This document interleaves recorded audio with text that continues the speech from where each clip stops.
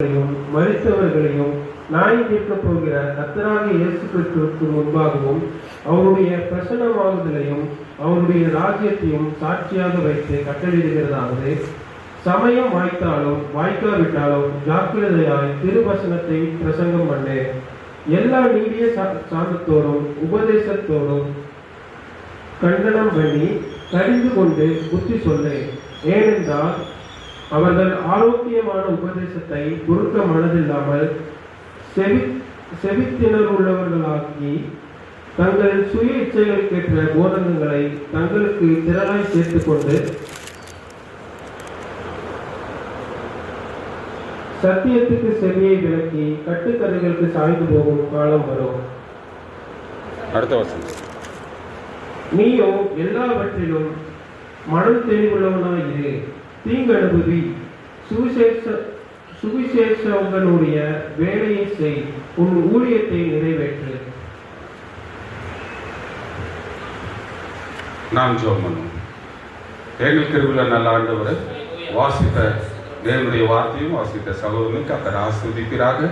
இந்த வார்த்தையின்படி நாங்கள் அதிலிருந்து புரிந்து கொள்ளக்கூடிய வார்த்தையை எங்களுக்கு தருவீராக. நாங்கள் தொடர்ந்து கர்த்தருடைய வருகையில் உள்ளே இருக்கிற அநேக காரியங்களை குறித்து நாங்கள் பார்த்து கொண்டிருக்கிறோம்.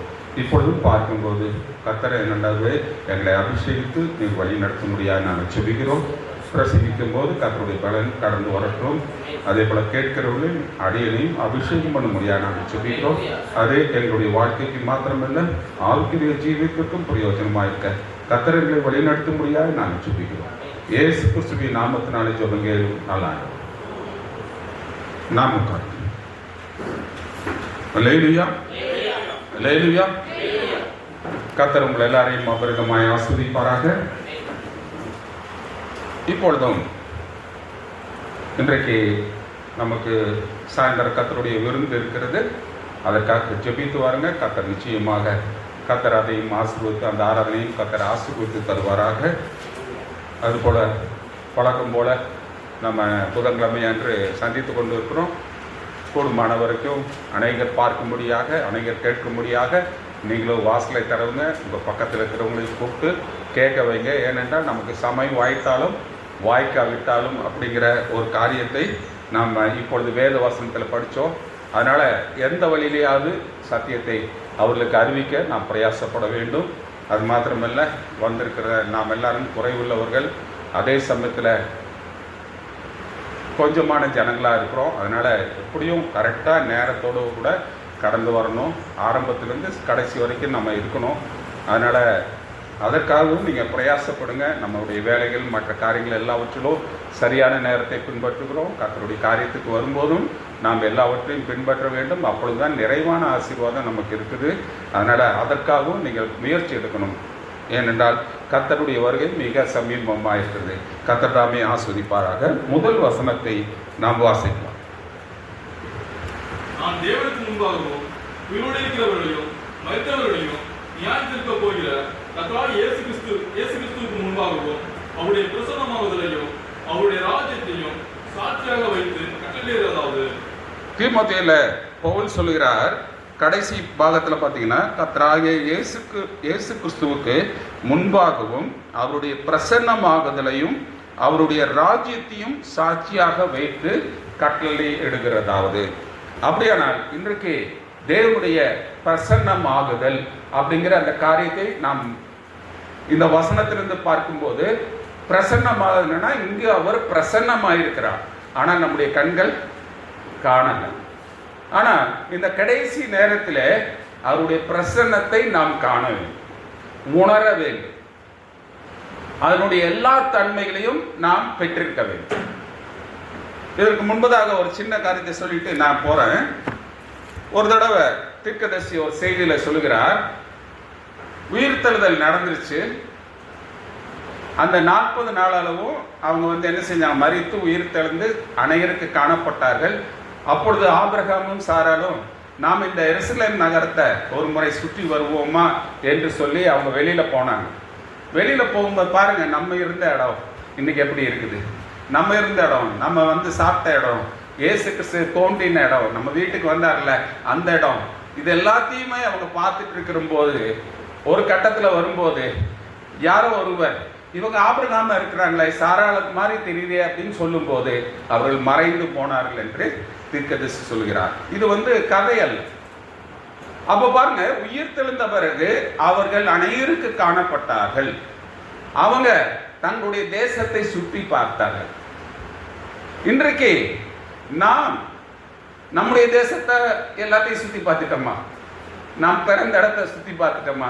நம்முடைய இந்தியாவை சுற்றி பார்த்துட்டோமா? நாம் சுற்றி பார்க்க முடியும். ஏனென்றால் அந்த ஒரு காரியத்தை நாம் எங்கே சென்றோம், எங்கே இருந்தோம், எங்கே வாழ்ந்தோம் என்றதான எல்லா காரியத்தையும் அன்றைக்கு நினைவு பண்ணி ஆபிரகாமும் சாராளும் பிரயாணம் செய்தது போல நாமும் பிரயாணம் செய்யக்கூடியவர்களாக இருக்கிறோம். அப்படிப்பட்ட ஒரு பிரசன்னமாகுதலை நாம் இந்த நாட்களில் பிரத்யட்சமாய் பார்க்க வேண்டும். நாம சும்மா பேசிட்டே தான் இருக்கிறோம், ஆனால் நாம் அதை பார்க்கல. எல்லாம் அதை விசுவாசிக்கிறோம், ஆனால் நாம் அதை உடையவர்களாக இல்லை. அப்போ இந்த காலத்தை என்றைக்கு நாம் பெறுவது அப்படிங்கும் போதே இனி ஒரு காலம் அல்ல, இனி காலம் செல்லாது அப்படின்னு தான் சொல்லப்பட்டிருக்கு. அப்போ இனி காலம் செல்லாதுன்னா இதுதான் அந்த காலம். அப்ப இன்றைக்கு தான் நான் தேவனை காண வேண்டும், தேவனுடைய பிரசன்னத்தை காண வேண்டும், அதே சமயத்தில் தேவனுடைய எல்லா வல்லமையும் காண வேண்டும், எல்லா அடையாளங்களையும் காண வேண்டும். அதே சமயத்தில் இயேசு கிறிஸ்து சொன்ன வாக்குத்தத்தத்தின்படி நானும் அந்த அடையாளங்களை செய்ய வேண்டும்.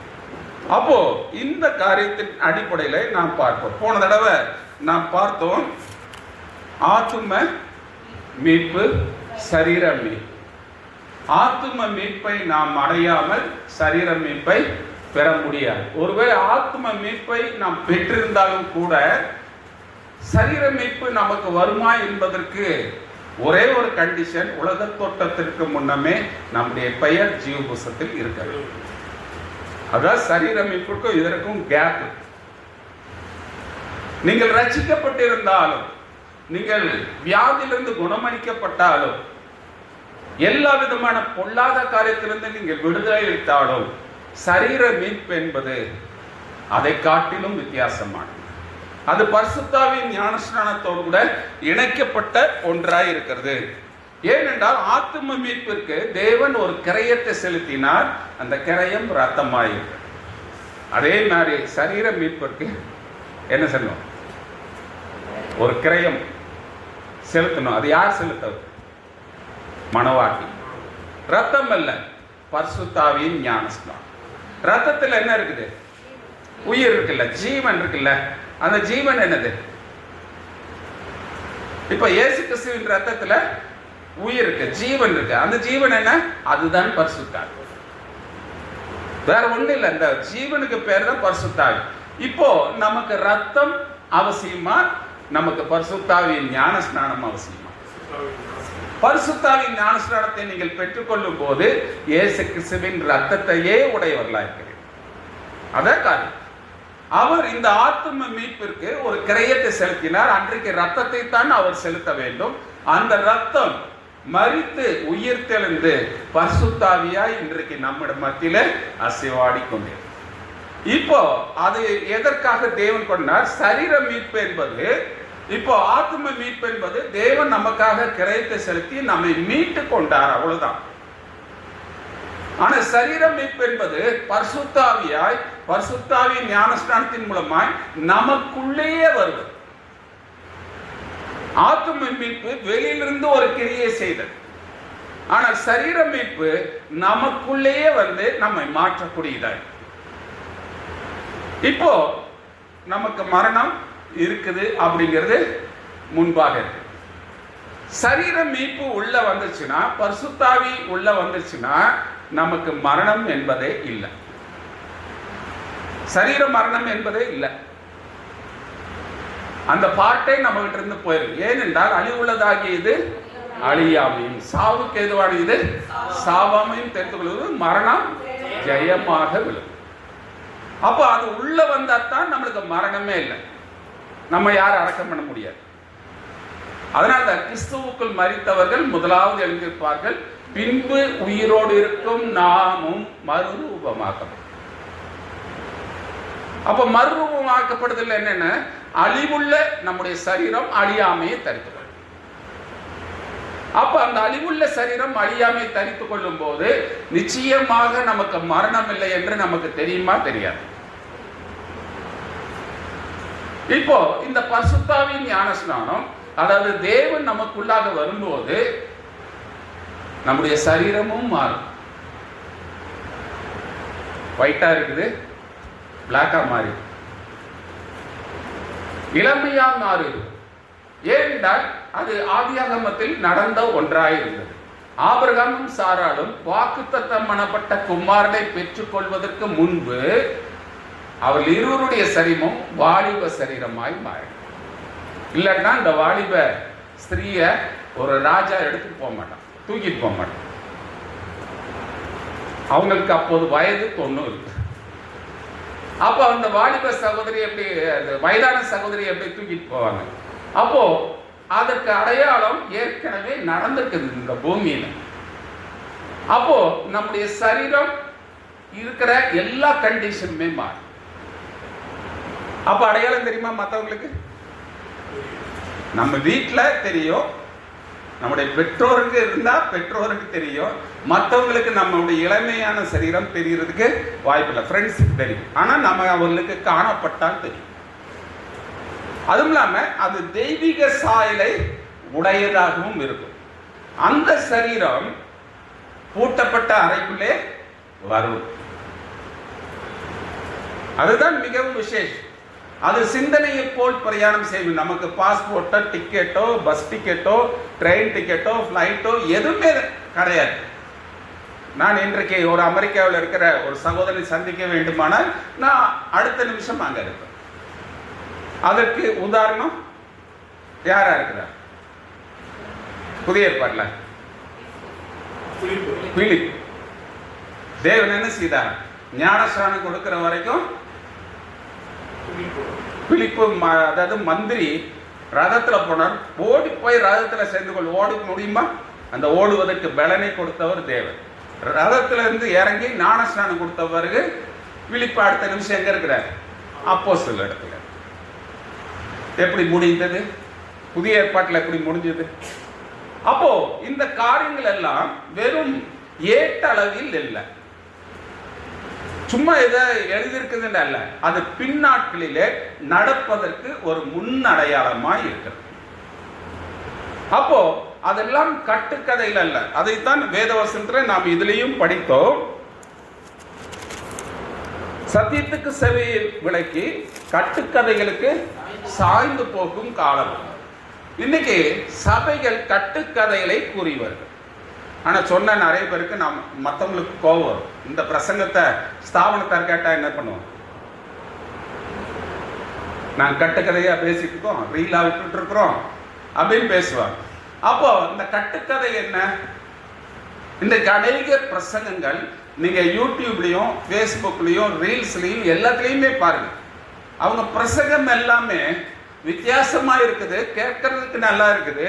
ஆனால் அதே சமயத்தில் பார்க்கும்போது அதெல்லாம் வேத வசனத்தை சார்ந்து அல்ல. அவங்களுடைய மனதில் தோன்றின எல்லா காரியத்தையும் வெளியே சொல்லுறாங்க. அது வேத அடிப்படையில் இல்லை. நாம சொல்லுகிறது என்னன்னா வேத அடிப்படையில் இல்லை. நீ வேத அடிப்படையில் செய், நீ வேத அடிப்படையில் பேசு. அதுக்கு எதிரானவங்க நம்ம கிடையவே கிடையாது. ஆனால் வேதத்தில் இல்லாத எல்லா காரியத்தையும் கொண்டு வரும்போது நாம் அதற்கு எதிர்த்தவர்களாய்த்தான் இருக்க வேண்டும். ஏனென்றால் வேதவசனம் சொல்லுகிறது, சமயம் வாய்த்தாலும் வாய்க்காவிட்டாலும் ஜாக்கிரதையாய் திருவசனத்தை பிரசங்கம் பண்ணு, எல்லா நெடிய சாந்தத்தோடும் உபதேசத்தோடும் கண்டனம் பண்ணி கடிந்து கொண்டு புத்தி சொல்லு அப்படின்னு தான் சொல்லு. அதனால இந்த தவறான காரியங்களுக்கு நாம பாலிஷா பேச முடியாது. எப்படி பேசணும்? கண்டனம் பண்ணினா என்ன? இப்போ பார்த்தீங்கன்னா ஏதோ ஒரு மகளிர் உரிமை தொகை வரலைன்னு வைங்க, எல்லாரும் என்ன பண்ணுவாங்க? கொடி எடுத்துட்டு கண்டன ஆர்ப்பாட்டம். நீங்க தான் சொன்னீங்க, இப்ப ஏன் கொடுக்கல? அப்படி எதிர்க்கிறது. அப்போ என்னன்னா என்னுடைய உரிமையை நாம் எதிர்க்க வேண்டும். இப்ப என்னன்னா தேவனுடைய வார்த்தையை தவறாய் பிரசங்கம் பண்ணும் போது அந்த காரியத்திற்கு நாம பார்த்துட்டு வரக்கூடாது. தீர்க்கதரிசி ஒரு தடவை அவர் ஒரு கம்பெனியில் வேலை செஞ்சுட்டு இருக்கிறாரு. அப்போ அவருடைய ஓனர் வந்து பேசுறாரு, பாரு பில்லி, இந்த வெளிப்படுத்தின விசேஷத்தை நேற்று படித்தேன். ஆனால் எனக்கு என்ன தோணுதுன்னா, யோவான் கார மிளகாயை தின்னுட்டு இது எழுதியிருப்பான்னு தோணுது அப்படி. தீர்க்கதரிசிக்கு கோபம் வந்துச்சு. என்னுடைய வேலை போனாலும் பரவாயில்ல, அவரை போய் உண்டு இல்லைன்னு ஆக்கிட்டேன். ஆனால் அவருடைய வேலை போல. ஆனால் அவர் அதை எதிர்த்து நின்னார், அப்படியெல்லாம் பேசக்கூடாது, அப்படியே போட்டிருக்குது அப்படின்னு சொல்லிட்டு அந்த ஓனரை அவர் எதிர்த்தார். காரணம் என்னன்னா, அவங்களுக்கு அது புரியலைனாலும் நாம் அதை புரிய வைக்க வேண்டும், கண்டனம் பண்ண வேண்டும். அதே சமயத்தில் அந்த யோவானை குறித்து பேசும்போது நம்ம வாட்டுக்கு வந்தா நல்லா இருக்குமா? தேவனுடைய பரிசுத்தவான்களை குறித்து கீழ்த்தரமாக பேசும்போது நம்ம விட்டுட்டு வரலாமா? நம்முடைய புருஷனையோ நம்முடைய பிள்ளைகளையோ தவறா சொன்னா விட்டுருவோமா? அடிக்கிறதுக்கும் கூட கையோங்கிடுவோம். காரணம் என்னன்னா, அது என்னுடைய மனைவி, என்னுடைய புருஷன், என்னுடைய பிள்ளை, நீ தொடருக்கு என்ன ரைட்ஸ் இருக்குங்க? அவன் தப்பே பண்ணியிருக்கட்டும், நீ எங்கிட்ட பேசு, எங்கிட்ட வந்து சொல்லு, நான் பார்த்துக்கிறேன், நான் குழந்தைய அடிச்சுக்கிறேன், நீ அடிக்கக்கூடாதுன்னு சொல்லுவாங்க. ஏன்னா அது நம்முடைய உரிமையா இருக்கிறது. அப்படியானால் இன்றைக்கு பார்க்கும்போது சரி, ஆத்தும மீட்பு அவர் யார் என்றதான வெளிப்பாட்டை நமக்கு கொடுத்து, இப்ப ஆத்தும மீட்பை ரட்சிக்கப்பட்டிருக்கிறோம் என்று எல்லாருமே கிறிஸ்தவர்கள் சொல்றாங்க. ஆனா அவர் யார் என்ற வெளிப்பாடு அவங்க கிடைச்சிருச்சா? இப்ப இன்னைக்கு எந்த சபைக்கு போனாலும் ரட்சிக்கப்பட்டீங்களா? ரட்சிக்கப்பட்டு 20 வருஷம் ஆச்சும்பாங்க, 10 வருஷம் ஆச்சும்பாங்க. ஆத்தும மீட்பை அவர்கள் உடையவர்களா இருந்தால் அவர்கள் தேவன் யார் என்றதான வெளிப்பாட்டை பெற்றிருப்பார்கள். தேவன் யார் என்ற வெளிப்பாட்டை நாமும் பெறலைனா நாமும் இன்னும் ஆத்தும மீட்பை அடையும். தனிப்பட்ட விதத்தில் இப்ப நான் சொல்லியோ இன்னொரு சகோதரர் சொல்லியோ நீங்க அந்த செய்தியை எடுத்துக்கொண்டு விசுவாசித்து ஞானஸ்நானம் பெற்றுக்கலாம். ஆனா பர்சனலா நீங்க தேவன் யார் என்றதான வெளிப்பாட்டை பெற்றே ஆகவே. ஆண்டவரே இவர் இப்படி சொன்னாரு, இன்னைக்கு மாத்தி சொல்றாரு அப்படின்னு ஆண்டவர்கிட்ட சொன்னீங்கன்னா, அவர் அன்னைக்கு சொன்னது கரெக்டா தானே இருந்துச்சு. நீ தனியா வேதத்தை ஆராய்ந்து பார்த்தையா, இந்த செய்தியை ஆராய்ந்து பார்த்தையா, தேவன் யார் என்ற வெளிப்பாடு உனக்கு தெரிஞ்சதான். இயேசு கிறிஸ்து மத்தேயு 16 என்ன சொன்னார்? இந்த ஜனங்கள் எல்லாம் என்னை யார் என்று சொல்லுகிறார்கள் அப்படின்னு கேட்கும்போது சீசர்கள் என்ன சொன்னாங்க? நீர் எலியாவ் என்றும், நீர் யோவான் ஸ்நானன் என்றும், நீர் தீர்க்கதரிசிகளில் ஒருவர் என்றும் சொல்றாங்க. பரவாயில்ல, யார் வேணா சொல்லி, நீங்கள் என்னை யார் என்று சொல்லுகிறீர்கள் போது அந்த அப்போஸ்தலர்கள் யாருமே வாய் திறக்கல. இன்னொன்னு பாத்தீங்கன்னா, நம்ம உடனே சொல்லிடுவோம் வாய் திறக்கலையா, பேதுரு வாய் திறந்தார் அப்படின்னு இல்லை. ஏன்னா பின்பா இருக்கிற வசனம் பேதுருவும் வாய் திறக்கல. யாருக்குமே நீங்க என்ன யார் என்று சொல்லிடுறீர்கள். இவங்க எல்லாம் சொல்றதுக்கட்டும், உனக்கு நான் யாருன்னு தெரியுதான்னு கேட்டார். அப்போஸ்தலர்கள் தேவனால் நேரடியாக அழைக்கப்பட்டவர்கள், சீசர்களாக அப்போஸ்தலர்களாக தேவனை தேர்ந்தெடுத்தார். அவர்களை பார்த்து ஒரு கொஸ்டின் கேட்கிறார். அப்போ பேதுருவுக்குள்ளாக ஒரு ஆவி வருது. அந்த ஆவி வரும்போது தான் நீர் ஜீவனுள்ள கிறிஸ்துங்கிறார். அதுக்கப்புறம் இயேசு கிறிஸ்து என்ன சொன்னார்? இதை உனக்கு மாம்சமும் ரத்தமும் உனக்கு வெளிப்படுத்துற, பரலோகத்தில் இருக்கிற பிதாவே உனக்கு வெளிப்படுத்தின. அதுக்கு தான் நான் சொல்றேன். ஏன்னா இது பேதுருவுக்கும் தெரியாது. நீர் யார் என்று கேட்கும் போது நீர் ஜீவனுள்ள தேவனுடைய குமாரன் ஆகிய கிறிஸ்து. நம்ம உடனே குமாரன் ஆகிய கிறிஸ்துன்னு போயிடும். அந்த இயேசு யாரு? கிறிஸ்துவாய் இருக்கிறார், மேசியாவாக இருக்கிறார், பிதாவாக இருக்கிறார் அப்படிங்கிறத அங்க வெளிப்படுத்துறார். அதனாலதான் குமாரனாகிய கிறிஸ்து. கிறிஸ்து என்றால் மேசியா என்றார். அப்போ இந்த காரியத்தை அங்கு வெளிப்படுத்துறார். அப்போ அப்போஸ்தலர்கள் தேவன் யார் என்றதான வெளிப்பாட்டை பேதுரு மூலமாய் பெற்றுக்கொண்டார்கள். அங்க இயேசு கிறிஸ்து மூலமா வெளிப்படல.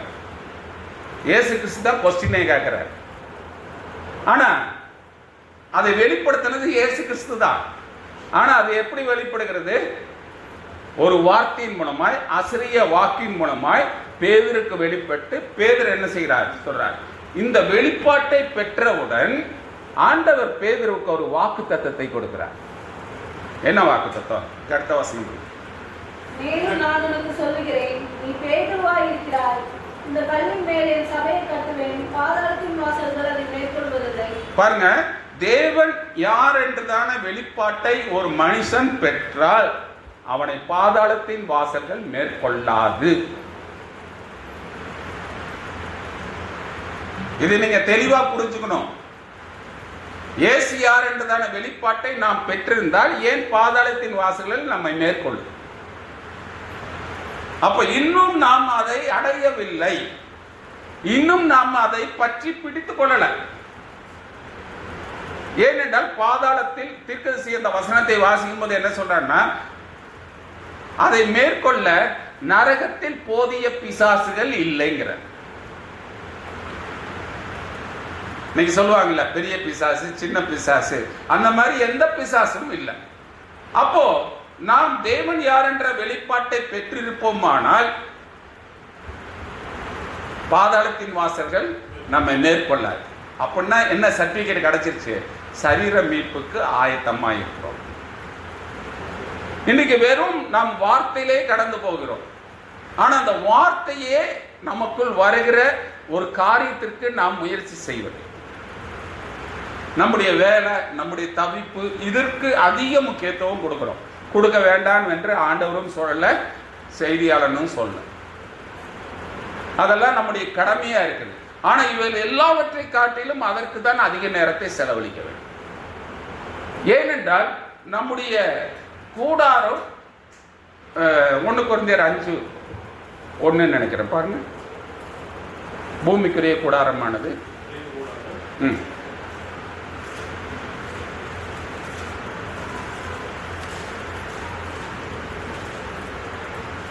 இல்லைன்னா 2 கொரிந்தியர் 5.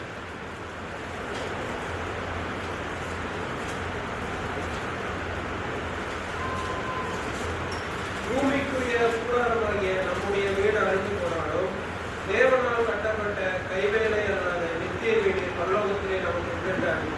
பூமிக்குரிய கூடாரமானது அழிந்து போனாலும், அந்த பூமிக்குரிய கூடாரம் என்ன? சரீரம். நம்முடைய வீடு அல்ல, நம்ம கட்டின வீடுகள்லாம் கிடையாது.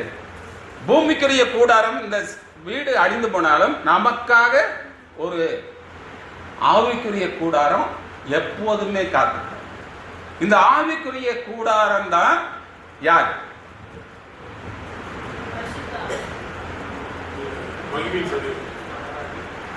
அது யாரு? யாருடைய சரீரம்? இப்போ இந்த உயிர் போகுது, இந்த உயிர் வேற ஒரு கூடாரத்துக்குள்ள போகுது. அது யார்? அது நாம தான். இன்னைக்கு இந்த பூமிக்கு வரும்போது ஒரு சரீரம் நமக்கு பார்க்கக்கூடிய சரீரம் கொடுக்கப்பட்டது. ஆனா இந்த பூமிக்குரிய லைஃப் முடியணும்னு நம்ம எல்லாரும் என்ன செய்யறோம்? செத்து போயிடும் அப்படிங்கிறோம். அது சரீர பிரகாரமாக இறந்து விடுகிறோம், மரித்து போயிருது. அந்த சரீரம் அவ்வளவுதான், பயன்படுறதில்லை. அதுக்கு உடனே அந்த ஸ்பிரிட் என்ன செய்யும்? இன்னொரு கூடாரத்துக்குள்ள புகுந்து, அது தேவனால் முன்குறிக்கப்பட்டவர்களாய் இருந்தால் அது நாம தான். இது எப்படி சொல்றேன்னா, தேவன் ஆதியாகமம் 1:26-27 படி தேவன் நாம் தமது சாயலாகவும் தமது ரூபத்தின்படியும் மனுஷனை உண்டாக்குவோம் ஆக. சாயல், ரூபம், அதுல மாம்சமும் ஆவியும் ரெண்டுமே வச்சுதான் ஆதாமை படைத்தார். ஃபர்ஸ்ட் அவர் படைக்கும் போது ஆவியாத்தான் படைச்சார், ஆதாமையும் ஆவியாக படைத்தார். ஆனா ஆதாமுக்குள்ள என்ன இருந்தது? ஆணின் ஆவியும் இருந்தது, பெண்ணின் ஆவியும் இருந்தது. ஆனால் அவன் ஆவி மனிதனாக இருந்தான். அப்ப தேவன் நம்மை உண்டாக்கும் போது நம்முடைய ஃபர்ஸ்ட் பாடி என்னது? ஸ்பிரிச்சுவல் பாடி, ஆவிக்குரிய சரீரம். அது பாவத்தின் விளைவாக நாம கேப் ஆயிட்டோம், இழந்துட்டோம். நீங்கள் தேவனை ஏற்றுக்கொள்ளும் போது, கர்த்தராகிய இயேசு கிறிஸ்துவின் நாமத்தினாலே ஞானஸ்நானம் பெறும்போது, இயேசு கிறிஸ்துவை விசுவாசிக்கும் போது நீங்கள் ஆவிக்குரிய சரீரத்தை உடையவர்களாய் இருக்கிறீர்கள். இன்னொன்னு தீர்க்கதரிசி சொல்கிறார், நீங்கள் கர்த்தராகிய இயேசு கிறிஸ்துவை ஏற்றுக்கொள்ளும் போது உங்களுக்கு ஒரு புதிய ஆவியை தேவன் தருகிறார்.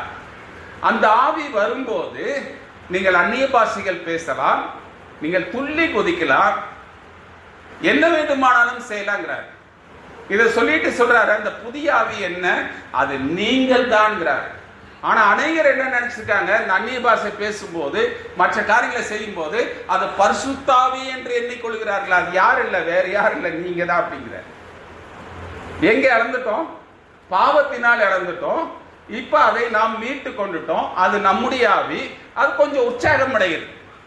நமக்குள்ள வந்தோன்னு என்ன, அது துள்ளி குதிக்குது. இது வரைக்கும் ஆண்டவரை பத்தி தெரியல, இன்னைக்கு தெரியுது. நான் நாளைக்கு போய் பால்காரன்கிட்ட சொல்லுவேன், நாளைக்கு போய் மளிகை கடைக்காரன்கிட்ட சொல்லுவேன் அப்படின்னு எல்லாமே சொல்லியிருக்கிறோம்ல.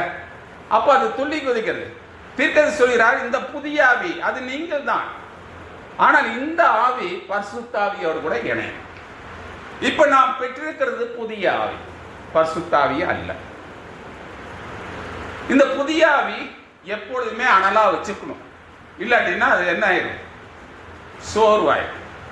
அப்ப இந்த புதிய ஆவி நிறைய பேர் பெற்று என்ன செய்யறாங்க, எனக்கு நிறைய வெளிப்பாடு இருக்குது,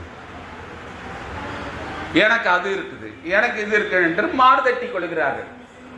ஆனா அதுவல்ல. பரிசுத்த ஆவி வராமல் நாம் பெரிய வெளிப்பாடுகளை நாம் உடையவர்களாய் இருக்க முடியாது.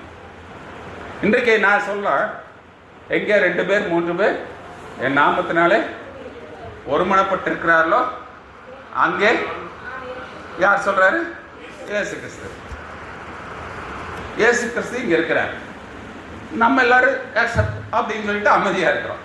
ஒரு புதுசா குடியார வர்றான், நம்ம பிரசங்கத்தை கேட்கிறான். இயேசுவை இப்ப காட்டுன்னா என்ன பண்ணுங்க? நான் காட்டுறையா, இப்ப நான் ஜெபம் பண்ணா உனக்குள்ள இருக்கிற பிசாசு போகும் அப்படின்னு சொல்லிட்டு நான் முன்னாடி இயேசுவை காட்டணும். இங்க இருக்கிற நாம் அதை குறித்து அறிந்திருக்கிறோம், விசுவாசித்திருக்கிறோம், அதனால அமைதியா இருக்கிறோம். ஆனா புதிதா வருவனுக்கு யார் என்னங்க செய்யணும்? இயேசுவை காட்டணும். அதை எப்படி காட்டுவது? கிரிகளின் மூலமாக. இந்த கிரிகள் இன்றைக்கு சபைகளிலே மங்கி போயிடுச்சு. கிட்டத்தட்ட எனக்கு தெரிந்தபடி ஒரு 15 வருஷத்துக்கு மேல ஆயிடுச்சு. 15-20 வருஷம். அதற்கு முன்பாக நான் பாரம்பரிய சபைகளிலும் தேவனுடைய அசைவை பார்த்திருக்கிறேன், பெந்தகோஸ்தே சபைகளிலும் தேவனுடைய அசைவை பார்த்திருக்கிறேன்.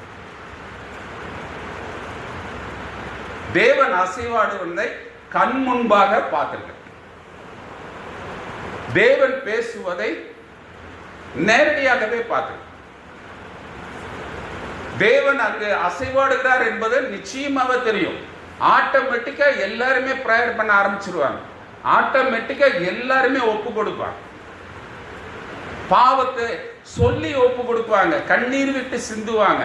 இதெல்லாமே பெந்தகோஸ்தே சபையிலும் சிஎஸ்ஐ சபையிலும் மற்ற சபைகளிலும் நான் நேரடியாவே பார்த்திருக்கேன். ஆனா 20 வருஷத்துக்கு முன்னாடி அது நடந்தது, இப்ப எங்கேயுமே நடக்கல. ஏன்? அன்றைக்கு இயேசு கிறிஸ்துவை எல்லா சபையிலும் உண்மையாகவே உறுதிபூர்வமாகவே ஏற்றுக்கொண்டார், ஒரு மதமாக ஏற்றுக்கொள்ள. ஆனா நாட்கள் செல்ல செல்ல அது ஒரு மதமாக, சடங்காச்சாரமாக, பாரம்பரியமாக இயேசுவை ஆக்கிட்டார். அதனால கிரிகளை நாம் பார்க்க முடியல. பெந்தகோஸ்தேவில் எத்தனை ஆத்மாக்கள் இருக்கிறாங்க? என்ன கிரியை நடக்குது? கிரியை நடக்காதனால ஆட்டம் பாட்டம் கொண்டாட்டம் நடக்கும். பாட்டு இசைகள் அது இதுன்னு போட்டு அதுல 1 மணி நேரம் வருஷத்துக்கு போயிடும். புரிஞ்சுங்களா? அடுத்தது ஏதோ அவங்க வாயில வந்த மாதிரி தீர்க்க தரிசனம் சொல்லி கடைசியில ஒரு மெசேஜுக்கு 1/2 மணி நேரம் தான்.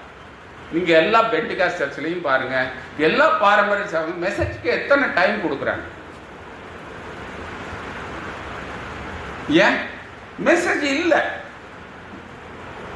அங்க செய்தி இல்லை, அந்த செய்தியினுடைய விளக்கம் உங்களுக்கு தெரியல. அதனால அவங்க என்ன செய்யறாங்க, மற்ற வழிகளில் தேவனை துதிக்கலாமா என்ற அடிப்படையில பார்த்து மற்ற காரியத்துல செலவிடுகிறாங்க. இன்னைக்கு அதனால பெந்தகோஸ்தல பாருங்க, பாட்டுக்கு பயங்கர முக்கியத்துவம், வர்ஷிப்புக்கு பயங்கர முக்கியத்துவம். ஏன் ஒரு இடத்துல ஒரு போதகர் சொல்றாரு, நமக்கு தேவனுடைய வார்த்தையை விட இந்த வர்ஷிப்பு தான் உன்னதமானதுங்கிற. பாருங்க, அது கேட்கறதுக்கு நல்லா இருக்கும்.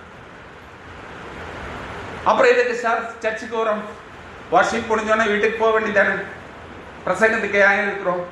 அப்போ இந்த தேவன் யார் என்றதான வெளிப்பாடு நமக்கு கிடைக்கவில்லை என்றால் ஆத்தும மீட்பையும் மிஸ் பண்ணுறோம்.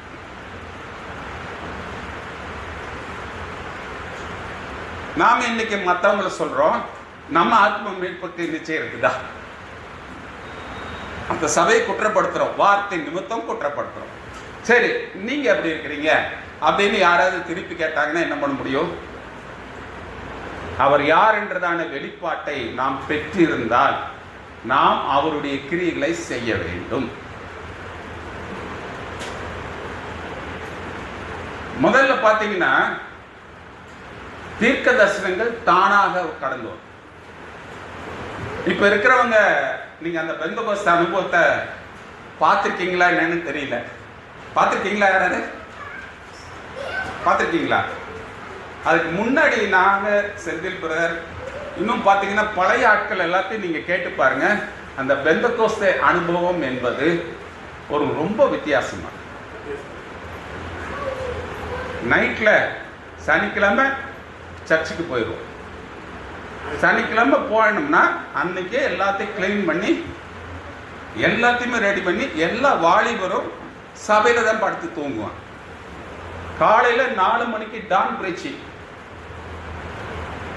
4 மணிக்கு ரெடியானா 4:30 அப்படிங்கும் போது விடிகிற வரைக்கும் கர்த்தருடைய வசனத்தை மட்டும்தான் சொல்றோம். நம்ம பிரசங்கம் கிடையாது. அப்பெல்லாம் மைக்கு கிடையாது, எதுவுமே கிடையாது. ஒரு மெக்காஃபோன் மாதிரி இருக்கும், அது பேசுனா அப்படியே சவுண்ட் ஆகும், அவ்வளவுதான்.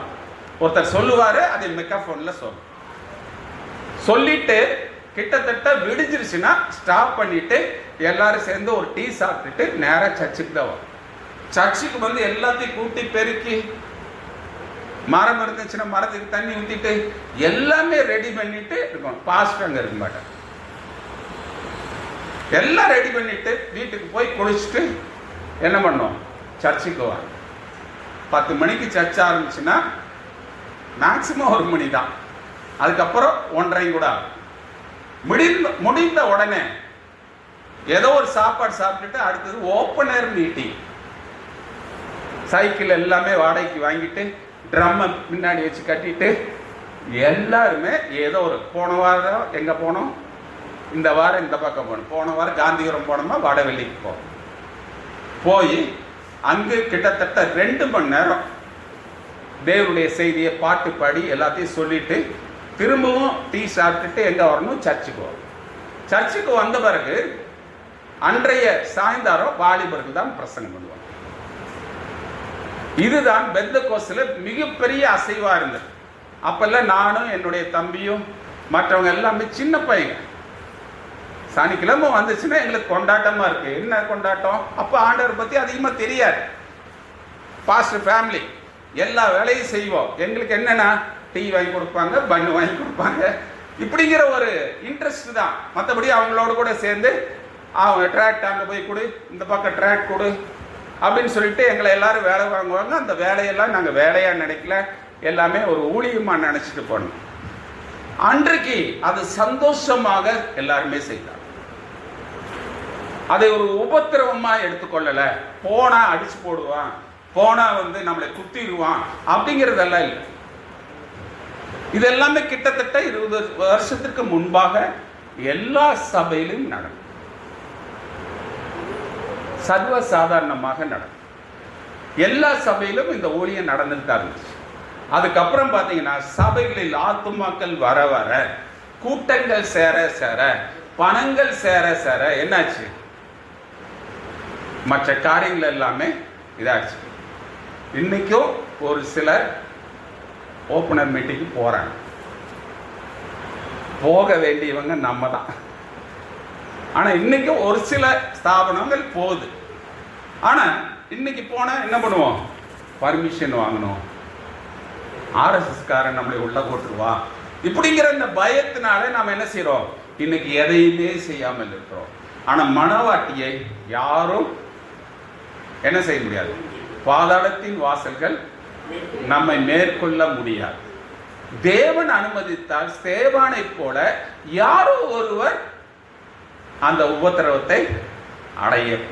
எல்லாரும் அல்ல, எல்லாருக்கும் தேவன் ஒரு ஊழியத்தை வச்சிருக்காரு. அப்போ மரணத்திலிருந்து நீங்களாகி ஜீவனுக்குள் பிரவேசித்திருக்கிறீர்கள் என்பதை உங்கள் இருதயங்களில் அறிந்திருக்கிறீர்கள். இது எதற்குனா தேவன் யார் என்ற வெளிப்பாட்டை நீங்கள் பெற்றார். மரணத்திலிருந்து நீங்களாக்கிறீர்கள். எப்பவே வாக்குத்தத்தம் கிடைச்சது? ஆத்தும மீட்பையே நீங்க சரியா பெற்றீங்கன்னா மரணத்திலிருந்து நீங்களாகி ஜீவனுக்குள் பிரவேசித்திருக்கிறீர்கள் என்றதான நிச்சயம் உண்டாய். இன்னைக்கு நமக்கு அந்த நிச்சயம் இருக்குதா? உறுதியான விசுவாசம் இருக்கா? இல்ல. ஆத்தும மீட்பை அடைஞ்சிருக்கிறோம், ரட்சிக்கப்பட்டிருக்கிறோம், அதனால தானே பிரதர் சபைக்கு வரோம் அப்படின்னு நம்ம ஒரே வரியில சொல்லிடலாம். ஆனா நாம் மரணத்திலிருந்து நீங்களாக ஜீவனுக்கு உட்பட்டு இருக்கிறோமா அப்படிங்கிறத பார்க்கணும். அடுத்ததாக முத்திரைகள் மீட்பின் திட்டத்தை முழுவதுமாக வெளிப்படுத்துகின்றன. முத்திரைகளின் செய்தியானது ஆத்தும மீட்பையும் சரீர மீட்பையும் அது என்ன செய்து வெளிப்படுத்துகிறதா இருக்கு. இப்ப பாத்தீங்கன்னா யோவேல்ல ஒரு வசனம் இருக்கு, ஆனா முன்மாறி அந்த வசனத்தை எடுத்துக்கலாம். 2:23 நினைக்கிறேன்.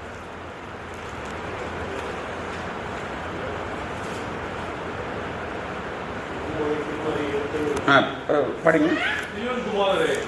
தேவனாய கர்த்தருக்குள் மகிழ்ந்து களிகூருங்கள். அவர் தக்கபடி உங்களுக்கு முன்மாரியை கொடுத்து உங்களுக்கு முன்மாரியையும் பின்மாரியையும் ஏற்கனவே வசீக பண்ணுவார். இப்போ இந்த இடத்துல ஏன் முன்மாரி 2 தடவை வருது? திரும்ப படிங்க. சீயோன் குமாரரே, உங்கள் தேவனாய கர்த்தருக்குள் மகிழ்ந்து களிகூருங்கள். அவர் தக்கபடி உங்களுக்கு முன்மாரியை கொடுத்து உங்களுக்கு முன்மாரியையும் பின்மாரியையும் ஏற்கனவே வசீக பண்ணுவார். இப்போ முன்மாரியை கொடுத்து திரும்ப என்ன சொல்றாரு? உங்களுக்கு முன்மாரியும். இப்ப இந்த முன்மாரி எப்போ ஊற்றப்பட்டது? அது நமக்கு எல்லாருக்குமே தெரியும். இப்ப முன்மாரி மலைனா என்ன மலை?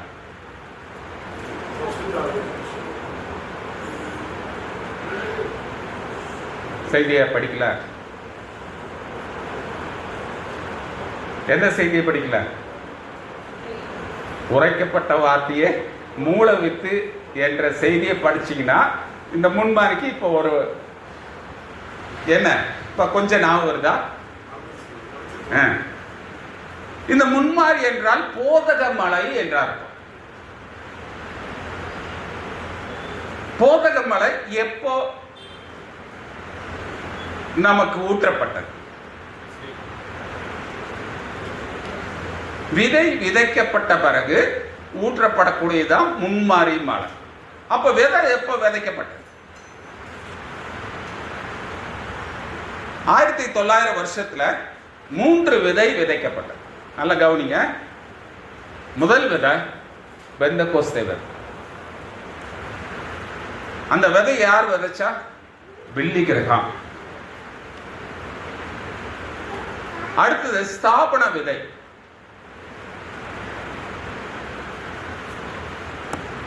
அதை யார் விதைச்சா? இல்ல பெந்தகோஸ்தே விதை வந்து ஓரல் ராபர்ட்ஸ். ஸ்தாபன விதை வந்து பில்லி கிரஹாம். இல்ல பெந்தகோஸ்தே விதை வந்து ஆமா ஓரல் ராபர்ட்ஸ். ரெண்டோட நிற்க முடியுமா? 3 பரிபூர்ண படணும். 3வது விதை என்ன விதை? வார்த்தை என்றதான விதை.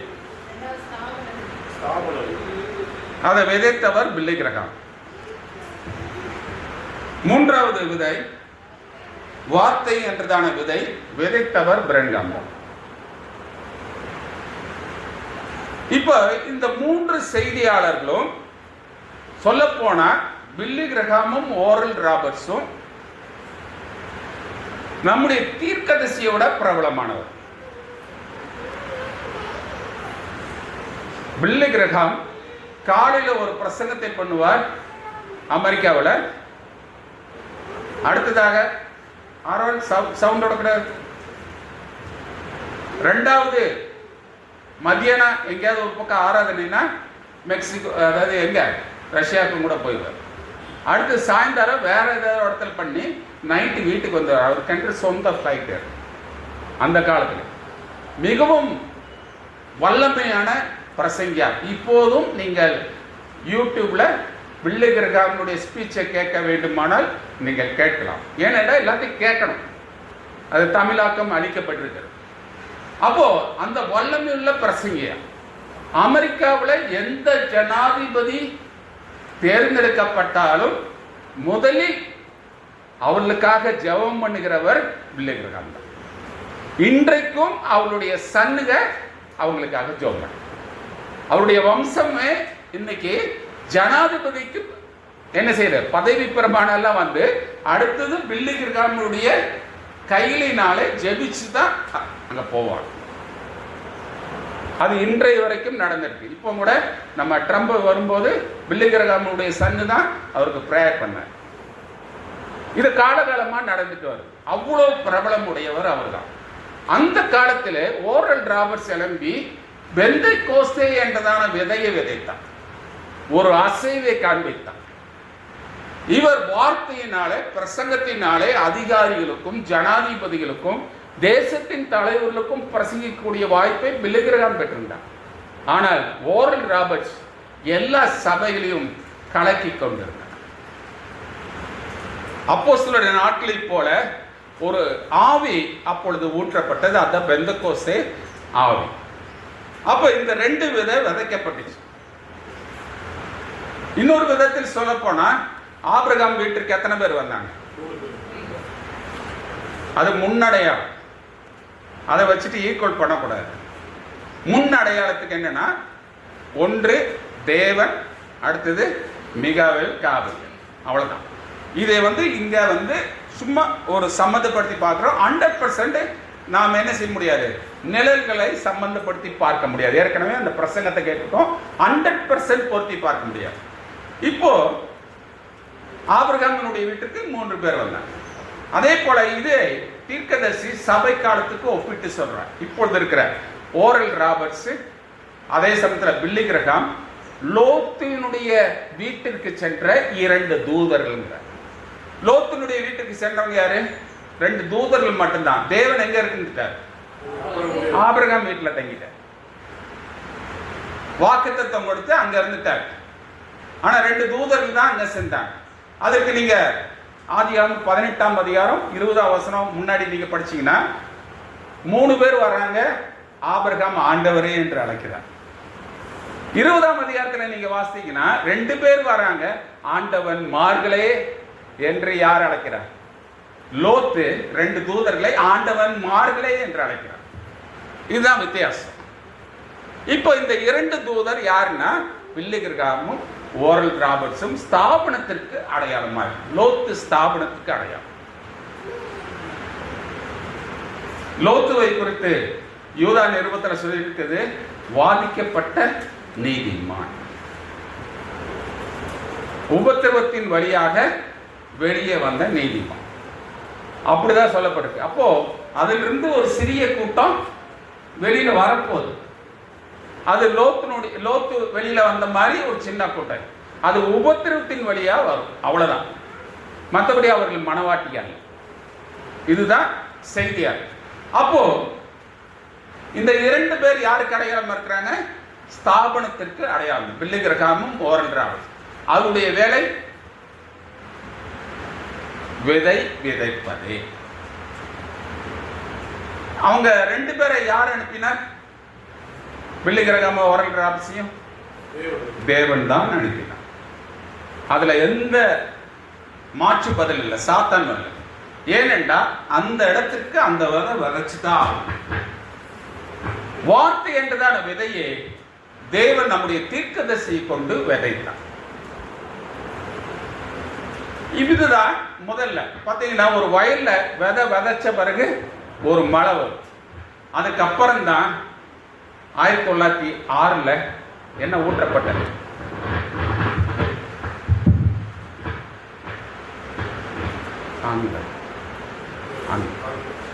ஆண்கள் 1906 அசுசியா தெருல 6 பேர் சேர்ந்து அங்க ஒரு மகத்தான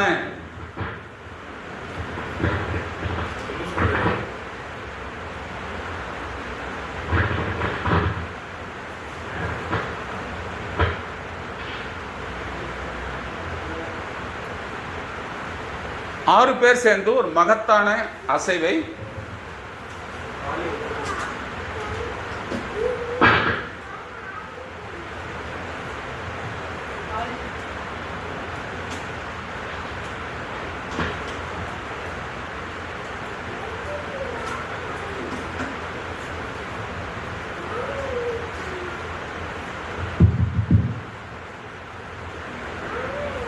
அசுசியா தெரு 1900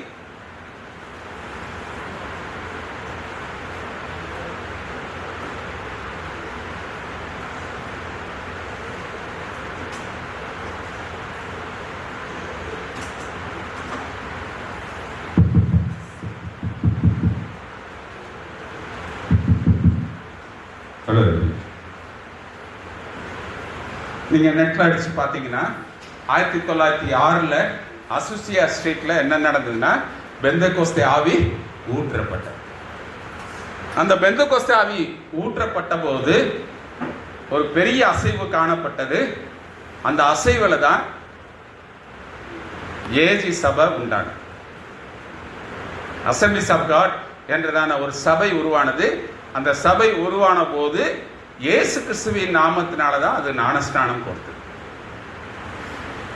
கூட்டங்கள் வர வர அது என்ன செய்தது? எல்லாமே பார்த்தீங்கன்னா அதுக்கப்புறம் தான் திருத்துவ ஞானஸ்நானத்துக்கு போயிடுச்சு. ஃபர்ஸ்ட் பெந்தகோஸ்தே ஆவி ஊற்றப்பட்ட போது எல்லாருமே இயேசு கிறிஸ்துவின் நாமத்தினால தான் ஞானஸ்நானம் பெற்றாங்க. அவர்களுக்கென்று அங்கீகாரம் அடுத்தோடனே அது நிர்வாகத்துக்குள்ள வந்தோடனே அது எல்லாமே என்ன செய்தது? மனுஷனுடைய ஆலோசனை பிரகாரம் பிதா குமாரன் பரிசுத்தாவி என்றதான ஒரு ஞானஸ்நானத்திற்குள்ளாக தள்ளப்படும். இது ஹிஸ்டரி. நீங்க நான் சொன்னது தப்பா இருந்தா நீங்க போய் தேடியே பார்த்துக்கலாம். அப்போ இந்த 2 விதை விதைச்சவங்க அவர். 3வது விதை விதைச்சவர் நம்முடைய தீர்க்கதரிசியா இருக்கிறாரு. அந்த விதை விதைச்சொன்ன ஒரு ரிஃப்ளெக்டும் காணப்படல. இவங்கெல்லாம் அசைச்சாங்க, தேசத்தை அசைச்சாங்க. ஆனா இவருடைய விதை விதைக்கும் போது ஆரம்ப கட்டத்தில் ஒன்றுமே ஆகல. காலங்கள் செல்ல செல்ல சரி, பில்லி கிரகாம் எத்தனை வயசுல மரிச்சார்? 99. ஓரல் ராபர்ட்ஸுக்கு நியர் அதே வயசு தான். நீங்க அவங்க எப்ப இறந்தாங்கன்னு பாருங்க. ஏன் தீர்க்கதரிசி 65 வயசுல போயிட்டார். இவங்கெல்லாம் இவ்வளவு வருஷம் இருந்தாங்க. அவங்களுடைய காலகட்டத்தில் இருந்தவங்க. தீர்க்கதரிசி மரணத்தைவே இந்த 2 தூதர்கள் பார்த்தாங்க. ஓரல் ராபர்ட்ஸும் தீர்க்கதரிசி சொல்லுற அவர்கள் சோதனைக்கு அனுப்பப்பட்ட 2 தூதர்கள் தான் சொல்றாங்க. அவங்க பார்த்தாங்க. தீர்க்கதரிசியினுடைய காரியம் எப்போ இதாச்சுன்னா 1947 இருந்து அந்த ஊழியம் ஸ்டார்ட் ஆன பிறகு இயற்கைக்கு மேம்பட்ட அற்புதங்கள் நடந்து அவருடைய மரணத்தில் அந்த ஞாபகார்த்த ஆராதனையில இவர்கள் எல்லாருமே அங்க இருக்கிறார். ஓரல் ராபர்ட்ஸ், அதே போல பில்லி கிரகாம், ஜாக் மூர் யாருன்னு தெரியுங்களா? பழைய பத்திரிக்கை வருகையின் தூதன் தெரியுமா? பார்த்தது இல்லையா? நியூஸ் பேப்பர் மாதிரி தான் இருக்கும். வருகையின் தூதன் அதனுடைய பதிப்பாசிரியர் தான் ஜாக் மூர். இங்கே அந்த தமிழ்ல மொழியாக்கம் செய்து கொடுத்தது யாருன்னா பாஸ்டர் தேவதாஸ். இப்படி தாடி இவ்வளவு தூரம் வச்சிருப்பார். இதுதான் வந்தது. அப்போ அந்த ஞாபகார்த்த ஆராதனையில கிட்டத்தட்ட பார்த்தீங்கன்னா அந்த அமெரிக்க தேசமே அங்க இருந்த மாதிரி இருந்துச்சு. அவ்வளோ டிராபிக் ஜாம். வந்த எல்லாருமே பில்லி கிரஹாம், ஓரல் ராபர்ட்ஸ், எல்லா போதகருமே தேவனால் அனுப்பப்பட்ட ஒரு மனிதன் என்று சாட்சி கொடுத்து இன்றைக்கும் அவர்களுடைய அறிக்கை நெட்ல, ஒளிநாடாவில் எல்லாவற்றிலும் பதிவு செய்து. யார் ஒருத்தரும் இங்க ஒரு வேலை நடந்ததுன்னா வெவ்வேறு மாதிரி பேசியிருப்பாங்க. ஆனா அமெரிக்காவில் எல்லாருமே இவர் தேவனால் உபயோகப்படுத்தப்பட்ட மனிதன் என்றதான ஒரு சர்டிபிகேட்டை எல்லா போதகருமே கொடுத்தாங்க. ஏனென்றால் அவர்கள் எல்லாருமே நேரடியா பார்த்தாங்க. தீர்க்கதரிசி வெறும் அற்புதம் அடையாளம் இல்லை, உபதேசத்தை பேசினான். உபதேசத்தை தான் எல்லாரும் கடிஞ்சு கொண்டாங்க. ஐயா, நீங்க மிரக்கல் பண்ணுங்க, அற்புதத்தை பண்ணுங்க, தயவு செய்து பெண்களை பத்தி பேசாதீங்க, இதை பத்தி பேசாதீங்க அப்படின்னு சொல்லிட்டு தான் அவங்கள கண்டனம் பண்ணார ஒழிய தீர்க்கதரிசி ஒரே பதில் சொன்னார், என்னை தேவன் எதை கொண்டு பேச சொல்றாரோ அதை மட்டுமே நான் பேசுவேன். அப்போ இதை எதற்காக சொல்லுகிறேன் என்றால், முத்திரைகள் திறக்கப்பட்ட போதுதான் மீட்பின் திட்டத்தை வெளிப்படுத்துகின்றன. அப்போ முத்திரைகளை திறந்தது எப்போ?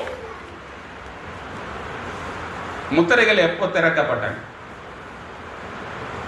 கொஞ்சம் இங்க கவனிங்க, அவங்களை விட்டுருங்க, பிள்ளைகளை விட்டுருங்க. முத்திரைகள் எப்போ திறக்கப்பட்டுச்சு? என்ன அமைதியா இருக்கிறீங்க? தெரியலையா? போன வாரம் தான் பேசணும். முத்திரைகள் எப்பொழுது திறக்கப்பட்டது?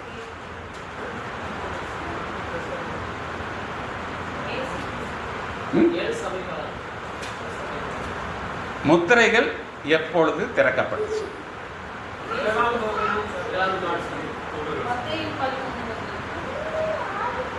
நான் சொன்ன வார்த்தை இன்னும் புரியல. முத்திரைகள் இயேசு கிறிஸ்து அடிக்கப்பட்ட பின்புதான் முத்திரைகள் திறக்கப்பட்டாச்சு. இயேசு கிறிஸ்து இந்த பூமியில் இருக்கும்போது முத்திரையை பேச முடியல, சபை காலத்தை பேச முடியல, சர்ப்பத்தின் வித்தை குறித்து பேச முடியல. ஏன்? இவைகள் எல்லாமே சீல் பண்ணப்பட்டிருக்குது, முத்திரை பண்ணப்பட்டிருக்குது. அதனாலதான் இயேசு கிறிஸ்துனுடைய பிரசங்கம் சுவிசேஷ பிரசங்கம் ஆயிரும். நீங்க நல்லா பாருங்க, இயேசு கிறிஸ்து வெளிப்படுத்தின விசேஷத்தை பேசினாரா? வெளிப்படுத்தின விசேஷத்துல 2 வசனம்னா மத்திய 24ல 2 வசனம் தான் பேசினார், அவ்வளவுதான். அவர் எதையுமே பேச முடியல. காரணம் என்னன்னா, இந்த முத்திரையை திறக்க வேண்டுமானால் முதலில் இயேசு கிறிஸ்து அடிக்கப்படணும். அவர் அடிக்கப்படுறதுக்கு தான் வந்தார், முத்திரையை திறக்கிறதுக்கு வரல.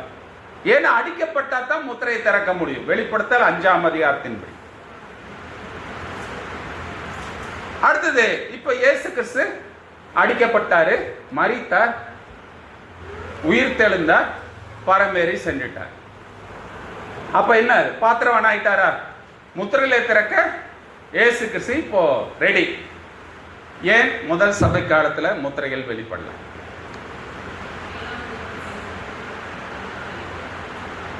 நான் ஃபர்ஸ்ட் கேட்ட கேள்வி, முத்திரைகள் எப்ப திறக்கப்பட்டுச்சு? இப்ப அவர் அதுக்கு தகுதி வாய்ந்துட்டார். வெளிப்படுத்தல் 5 படி தகுதி ஆயிட்டார். ஏன் பவுலுக்கு வெளிப்படுத்தப்படல? ஏன் இரணியஸுக்கு வெளிப்படல? ஏன் கொலம்பாவுக்கு வெளிப்படல? மார்டினுக்கு வெளிப்படல? லுத்தருக்கு வெளிப்படல? வெஸ்லிக்கு ஏன் வெளிப்படல? இயேசு கிறிஸ்து பாத்திரவானாயிருந்தும் அது எப்ப வெளிப்படுத்துவேன் என்ற வசனத்தில் சொல்லியிருக்காங்க. 7ஆம் தூதனுடைய சத்தத்தின் நாட்களே அவன் எக்காலம் ஊத போகிறதான் தேவரகசியம். அப்போ இயேசு கிறிஸ்துவே வெயிட் பண்றார், தகுதி வாங்கிட்டாரு, ஓபன் பண்றதுக்கு எல்லா விதமான ரத்தத்தை சிந்தியாச்சு. ஆனா அதை சொல்வதற்கு 7ஆம் தூதனுக்காக யார் வெயிட் பண்றா? ஈஸியா இன்னைக்கு பிரண்டுகாம நீங்க சொல்றீங்க, அப்படி சொல்றீங்கன்னு அவரே அவருக்காக வெயிட் பண்ணிட்டு இருக்கார். ஏன்? வசனம், தேவனுடைய வார்த்தை அப்படியே அவர் நிறைவேற்றினார். அது ஏற்கனவே எழுதப்பட்டிருக்கிறதுனால அந்த ரகசியம் வெளிப்பட வேண்டுமானால் 7ஆம் தூதன் காட்சிக்கு வரணும். காட்சிக்கு வரணும் என்ன? பிரசங்கத்தினுடைய அந்த அழைப்பை பெற்று அவர் என்ன செய்யணும்? பிரசங்கிக்கணும். 7ஆம் தூதன் எக்காலம் ஊதப்போகிற போது அப்படின்னு என்ன அர்த்தம்? 7ஆம் தூதன் பிரசங்கத்தை ஆரம்பித்த பிறகு தேவ ரகசியம். அப்போ தீர்க்கதரிசி சர்ப்பத்தின் வித்தை குறித்து எப்போது பிரசங்கித்தார்?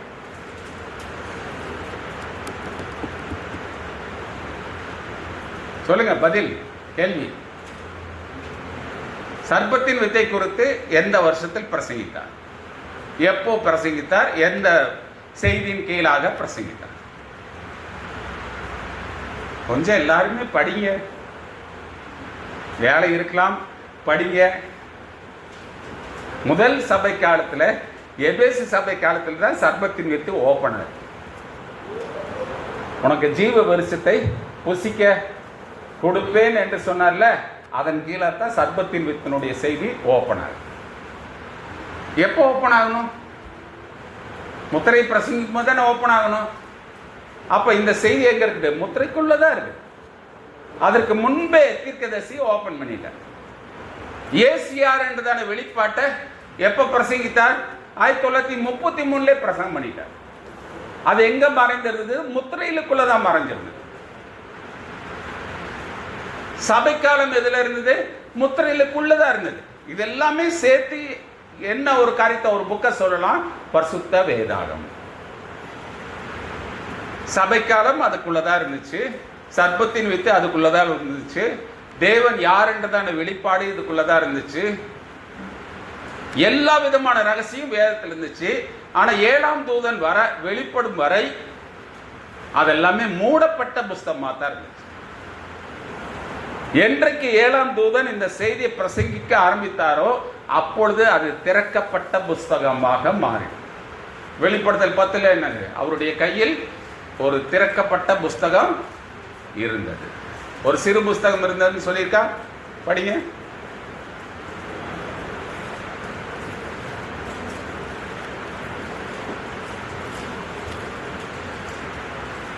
என்ன எடுக்கிறதுக்கு எவ்வளவு நேரம்? நான் வானத்திலிருந்து கேட்ட சத்தம் மறுபடியும் என்னோடவே பேசி, சமுத்திரத்தின் மேலும் பூமியின் மேலும் இருக்கிற தூதனுடைய கையில் இருக்கிற திறக்கப்பட்ட சிறு புஸ்தகத்தை நீ போய் வாங்கிக்கொள் என்று சொல்ல.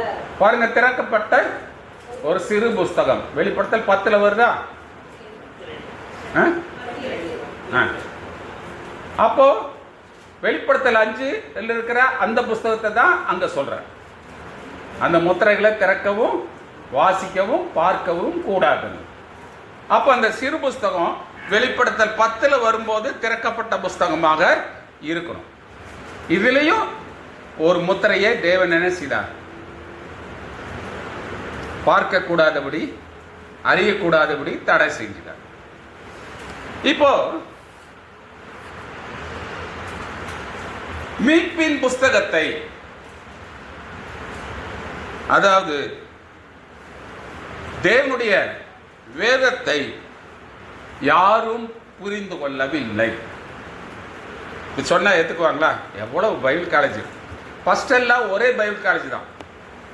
இப்போ ஆர்சிக்கு ஒரு பைபிள் காலேஜ், சிஎஸ்ஐக்கு, லுத்தரனுக்கு. நீங்க பாத்தீங்கன்னா மதுரையில் போனீங்கன்னா லுத்தரனுக்கு ஒரு பைபிள் காலேஜ் இருக்கு, ஆர்சிக்கு ஒரு பைபிள் காலேஜ் இருக்கு, பெண்டிகாஸ்டுக்கு ஏஜி பைபிள் காலேஜ் இருக்கு. எத்தனை பைபிள் காலேஜ் வேணும்? நாம எந்த சபையை சார்ந்த நம்மளும் சேர்ந்து ஒரு பைபிள் காலேஜை உருவாக்கலாம். அவ்வளவு பைபிள் காலேஜ் இருக்குது. அந்தந்த பைபிள் காலேஜ் அந்தந்த சபையினுடைய உபதேசத்தை தான் சொல்லுது, பொதுவா யாருமே சொல்ல. இப்போ ஆர்சி பைபிள் காலேஜில் அவங்க அந்த ஃபாதர் 7 வருஷம் படிக்கும். சிஎஸ்சில எல்லாம் கிட்டத்தட்ட 3 வருஷம் தான் நினைக்கிறேன். அதுக்கப்புறம் அவங்க ஃபீல்டு ஒர்க் பண்ணோம். பெந்தகோஸ்தில் டிகிரி. இப்போ எல்லாமே எல்லா இதுலேயும் டிகிரி கோர்ஸ் வந்துச்சு. டிப்ளமா கோர்ஸ், டிகிரி கோர்ஸ் அப்படிங்கிறது வந்துருச்சு. இப்போ எல்லாமே பைபிள் காலேஜில் என்ன போதிக்கிறாங்க தெரியுமா? போய் பார்த்துருக்கீங்களா? பைபிள் காலேஜ் அட்டன் பண்ணியிருக்கீங்களா? நான் போஸ்ட் பைபிள் காலேஜ் படிச்சிருக்கேன். ஸ்தாபனத்தில் இருக்கும்போது சிலவாங் பைபிள் காலேஜில் போஸ்ட்டில் படித்து பாஸ் பண்ணியிருக்கேன். என்னன்னா, ஆதியாகமம் எப்பொழுது எழுதப்பட்டது? பொதுவான கேள்வி நம்ம கேட்போம் பார்த்தீங்களா? அந்த மாதிரி கேள்விகள் தான் கேட்டுட்டு அடுத்தது என்ன பண்ணுவாங்கன்னா, இதுக்கு ஒரு தீசிஸ், ஒரு பாடம், இது எல்லாத்தையும் பண்ணி, இப்போ நம்ம சப்ஜெக்டுக்கு எலக்ட்ரிக்கல் மெக்கானிக்கல் இந்த மாதிரி எல்லாம் படிக்கிறோம்ல, அதே மாதிரி ஒவ்வொன்றுக்கும் ஒவ்வொரு சப்ஜெக்ட் கொடுத்து படிக்க வச்சுட்டு அதுக்கு அடுத்தது என்னன்னா ஃபீல்டு ஒர்க் எதுன்னா ஒரு தலைப்பு கொடுத்து பிரசங்கம் பண்ண சொல்லுவாங்க. ட்ரைனிங் சபையில் ஃபஸ்ட்டு பைபிள் காலேஜில் பிரசங்கம் பண்ணணும். அடுத்தது என்ன செய்வாங்க, ஞாயிற்றுக்கிழமை 2 பேரை ஒவ்வொரு சபைக்கு அனுப்பிடுவோம். அவங்க ஸ்தாபனத்தில் இருக்கிற சபைக்கு அனுப்பிடுவோம். போய் பிரசங்கம் பண்ணணும். எக்ஸ்ட்ரா தாளந்து இருந்ததுன்னா கிட்டார் வாசிக்கலாம், கீபோர்டு வாசிக்கலாம். இது எல்லாமே எக்ஸ்ட்ரா தாளந்து. அவன் அதுக்குள்ளே எப்படி சைன் ஆகுறான்னு அவனுக்கே தெரியும். அவங்க வெளியில் வரும்போது போதகராக வெளியில் வர்றாங்க. ஒரு செட்டு வந்துச்சுன்னா எவ்வளோ பேர்? 100 பேர், 200 பேர். அது மாதிரி எத்தனை பைபிள் காலேஜ் இருக்கு, அத்தனை பேரும் போதகராக வராங்க. எல்லாருமே சைன் ஆகுறாங்களா? இல்லை. ஆனால் எல்லாருமே பைபிள் காலேஜ் ஊழியத்திற்காக தான் போனவங்க. எல்லாரும் நீங்கள் கேட்டு பாருங்க, அதில் 100 பேர் வந்தாங்கன்னா மேக்சிமம் ஒரு 20 பேருக்கு மேலே ஊழியக்காரர்களா இருந்ததில்லை. மற்ற 80 பேரும் திரும்பவும் அவங்க மற்ற வேலைக்கு தான் போயிருக்கிறாங்க. ஏன்? எலக்ட்ரிக்கல் படித்தவங்க எல்லாருமே ஏடியா இருக்கிறாங்களா? இபியில் இல்லை, ஏதோ ஒரு சின்ன கம்பெனியில், இல்லைன்னா சொந்தமா, அப்படிதான் இன்னைக்கு போயிட்டு இருக்கு. அதே போல இன்றைக்கு அவர்கள் போதகர்களை உற்பத்தி செய்கிறார்கள். இன்னைக்கு எப்படி இன்ஜினியரை உற்பத்தி செய்யறாங்களோ, டாக்டர் உற்பத்தி செய்யறாங்களோ, அதே மாதிரி இன்னைக்கு போதகர்களை அதிகமாக உற்பத்தி செய்து கொண்டிருக்கிறாங்க. அது என்னது? தானாக உற்பத்தி செய்யறதில்ல, குளோனிங் அடிப்படையில் இருக்குது. எல்லாரும் வர்றவங்க போதகர். நான் எவ்வளோ வருஷம் படிச்சுக்க தெரியுமா? நீ ஒன்றும் படிக்காம இப்போ ஊழியம் செஞ்சுட்டு என்ன பேசுறியா அப்படின்னு இன்னைக்கு கேட்குறாங்கல்ல, அதுதான் நடக்குது. நான் ஃபாதருக்கு படிச்சுட்டு எவ்வளோ அவமானத்தை தாங்கி கல்யாணம் பண்ணாமல் அங்கேயே போட்டு இங்கே நின்றுட்டு இருக்கிற நீங்க ஆர்சி சபை சரியில்லைன்னு சொல்றியா? நாளைக்கே அரெஸ்ட் பண்ணி உள்ள வச்சிருவேன்பா. பார்த்தீங்களா? அப்போ அது என்னது? ஒரு மெத்தட் வருது. இப்போ மீட்பின் புஸ்தகத்தை இன்னைக்கு கிறிஸ்தவர்களாகிய அநேகம் பேர் புரிந்து கொள்ள. மீட்பின் புஸ்தகம் என்பது என்ன? பரிசுத்த வேதாகமம். வேதாகமத்தை யாரும் புரிந்து கொள்ளல. இன்னொரு விதத்தில் சொல்ல போனா வேதாகமத்தை யாருக்குமே வாசிக்க தெரியல. இப்பதான் ஏனோ வாசிச்சாரு அப்படிங்களா? புரிஞ்சுங்களா? வாசிக்க தெரியலன்னு என்ன அர்த்தம்? இதை வாசித்தா வாசிக்கிறவனும் கேட்கிறவனும் கை கொடுக்கிறவனும் பாக்கியவான்னு சொல்லியிருக்குல்ல. அது குறிப்பிட்டு எந்த புஸ்தகத்துக்கு சொல்லப்பட்டிருக்கு? வெளிப்படுத்தின விசேஷத்துக்கு சொல்லப்படும். ஏன்னா அந்த புஸ்தகத்தை அவ்வளவு சீக்கிரம் யாரும் வாசிக்க மாட்டாங்க. அடுத்ததாக பார்க்கும்போது அது 6 சபை காலங்களில் ஆராயப்பட்டது. இப்போ நான் சொன்னது என்னன்னா, மீட்பின் புஸ்தகத்தை யாரும் புரிந்து கொள்ளவில்லை இதுவரைக்கும். அது 6 சபை காலமாக ஆராயப்பட்டது. என்னவா இருக்கும்? பிளவு என்றதான செய்தியில திட்ட சொல்றாங்க. அது என்னவாக இருக்கும் என்று ஸ்தாபனத்தார் இன்றைய வரைக்கும் புக் எழுதிட்டு இருக்காங்க. நீங்க இஎல்எஸ்ல, சிஎல்எஸ்ல, குட் நியூஸ் புக் சென்டர்ல, நம்ம கோயம்புத்தூர்ல இதெல்லாம் இருக்குது. நீங்க போனீங்கன்னா வெளிப்படுத்தின விசேஷம், முதல் முத்திரை அப்படின்னு எல்லாம் பேசியிருக்கிறாங்க. அந்த புக்கை எடுத்து பாருங்க, படிச்சு பாருங்க. நிறைய பேர் அதன் பேரில் பேசியிருக்கிறாங்க. அதனால பேசலைன்னு நான் சொல்ல வரல, பேசியிருக்கிறாங்க. அது 6 சபை காலமாக ஆராயப்பட்டது. இப்போ 7ஆம் சபை காலம் வரைக்கும் ஆராயப்பட்டு கொண்டு வருகிறது. ஸ்தாபனங்கள் அதை இன்னும் ஆராய்ஞ்சிட்டார். அவர் இயேசு கிறிஸ்து மீட்பின் உத்தியோகத்தை அவர் முடித்து விட்டார். இன்னொன்று சொல்ல போனா மீட்பின் வேலையை அவர் முடிச்சிட்டார். மீட்பின் வேலைன்னா என்னது? அடிக்கப்படுவது. அதுக்கு உண்டான கேயம் மற்ற வேலைகள் எல்லாமே அவர் செஞ்சு முடிச்சிட்டார். ஆனா இன்னமும் தனக்கு சேர வேண்டியவர்களை அவர் மீட்டுக் கொள்ள. புரிஞ்சுக்கணும். இது பிளவு என்றதான செய்தியில நீங்க வாசிக்கினாத்தான் தெரியும். ரொம்ப ஆழமான செய்தி.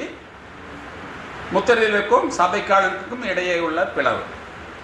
இப்போ தேவன் மீட்புக்குரிய வேலை செஞ்சிட்டார். அவர் வந்தார், பிறந்தார், வளர்ந்தார், பிரசங்கம் பண்ணினார், அற்புதங்கள் செய்தார், அடையாளங்களை செய்தார், மரித்தார், அடக்கம் பண்ணப்பட்டார், உயிர்த்தெழுந்தார்.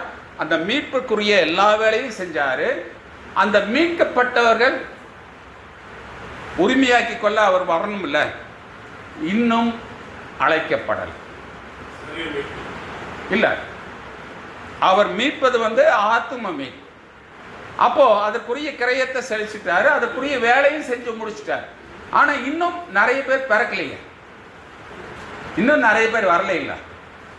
அப்போ அவங்க என்ன வரல, அந்த டைத்துக்குள்ள உள்ள வரல. அப்போ மீட்பினுடைய வேலையை செஞ்சிட்டாரு. அவர் இன்னமுமாக தமக்கு சேர வேண்டியவர்களை இன்னும் உரிமையாக்கி கொள்ள அழைக்கப்படல்.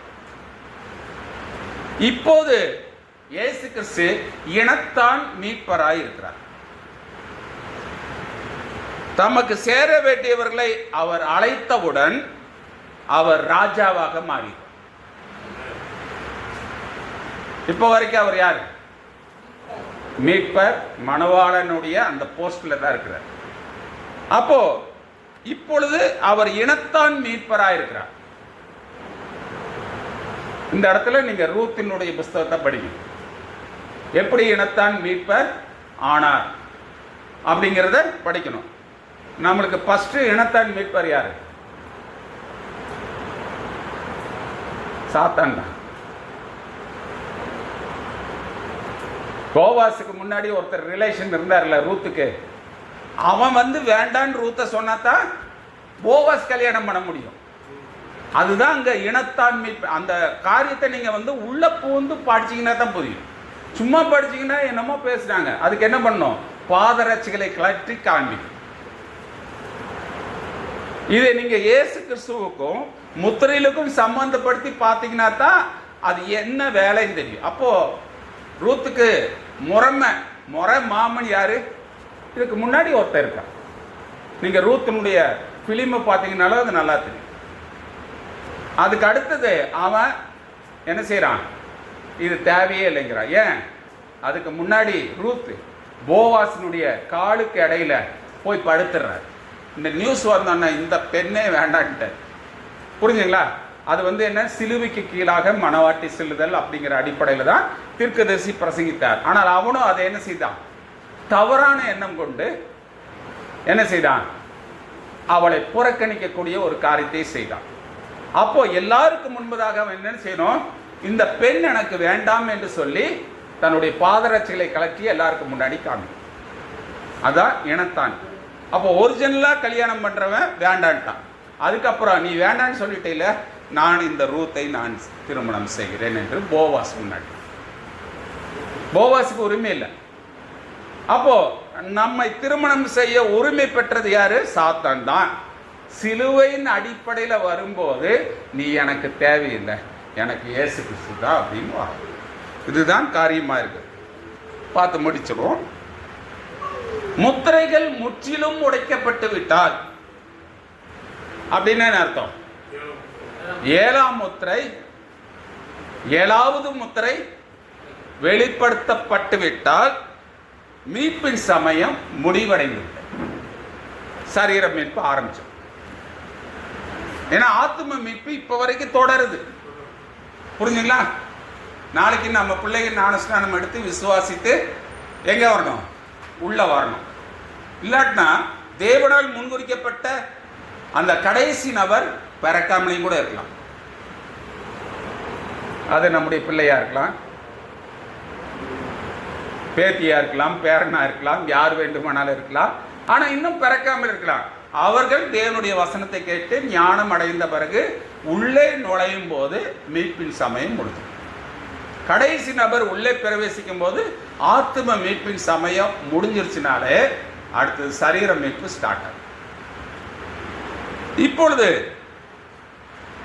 இயேசு கிறிஸ்து மீட்கும் இனத்தானின் ஊழியத்தை செய்து கொண்டு அந்த ஊழியம் தான் இப்ப நடக்குது. அவர் தன்னுடைய இனத்தாரை சேர்த்து கொண்டு வருகிறார். அதனால்தான் நாம் அடிக்கடி சொல்லக்கூடிய காரியம் என்னன்னா, உலக தோற்றத்திற்கு முன்னமே முன்குறிக்கப்பட்டவர்கள். அந்த வேலையை இன்னைக்கு அவர் செஞ்சிட்டு இருக்கிறார். அவங்க உள்ள நுழைஞ்சோடனே இந்த காரியம் என்ன செய்யும்?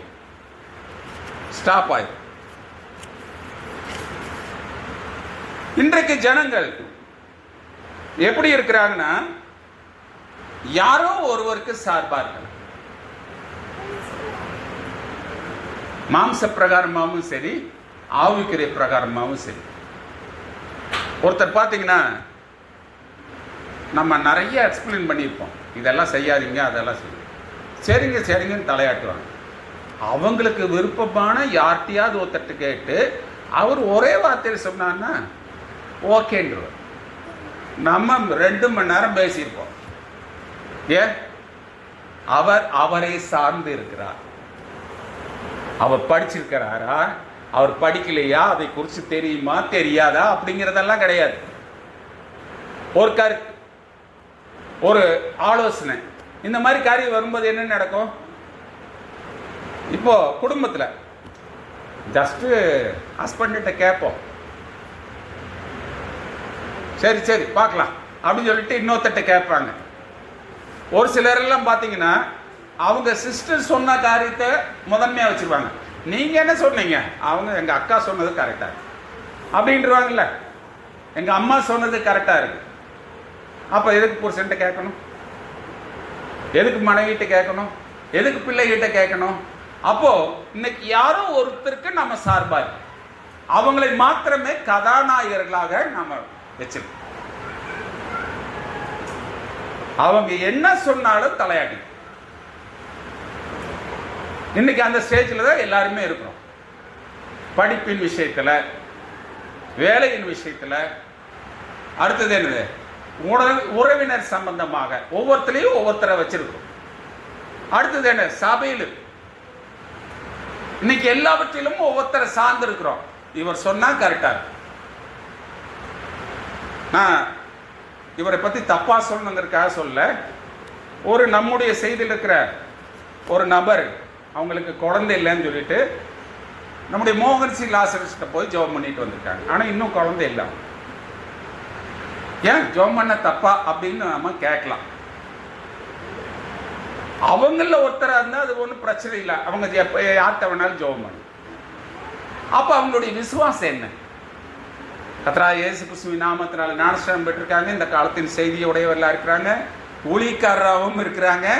ஆனால் அவங்க இன்னொரு ஊழியக்கார்ட்ட போய் ஜெபம் பண்ண குழந்தை கிடைக்குன்னு இருக்காங்க. பாருங்க, இது எதுக்கு சொல்றேன்னா, யாரோ ஒருவரை சார்ந்து இருக்கிறார்கள், அதுக்காக தான் சொல்றேன்.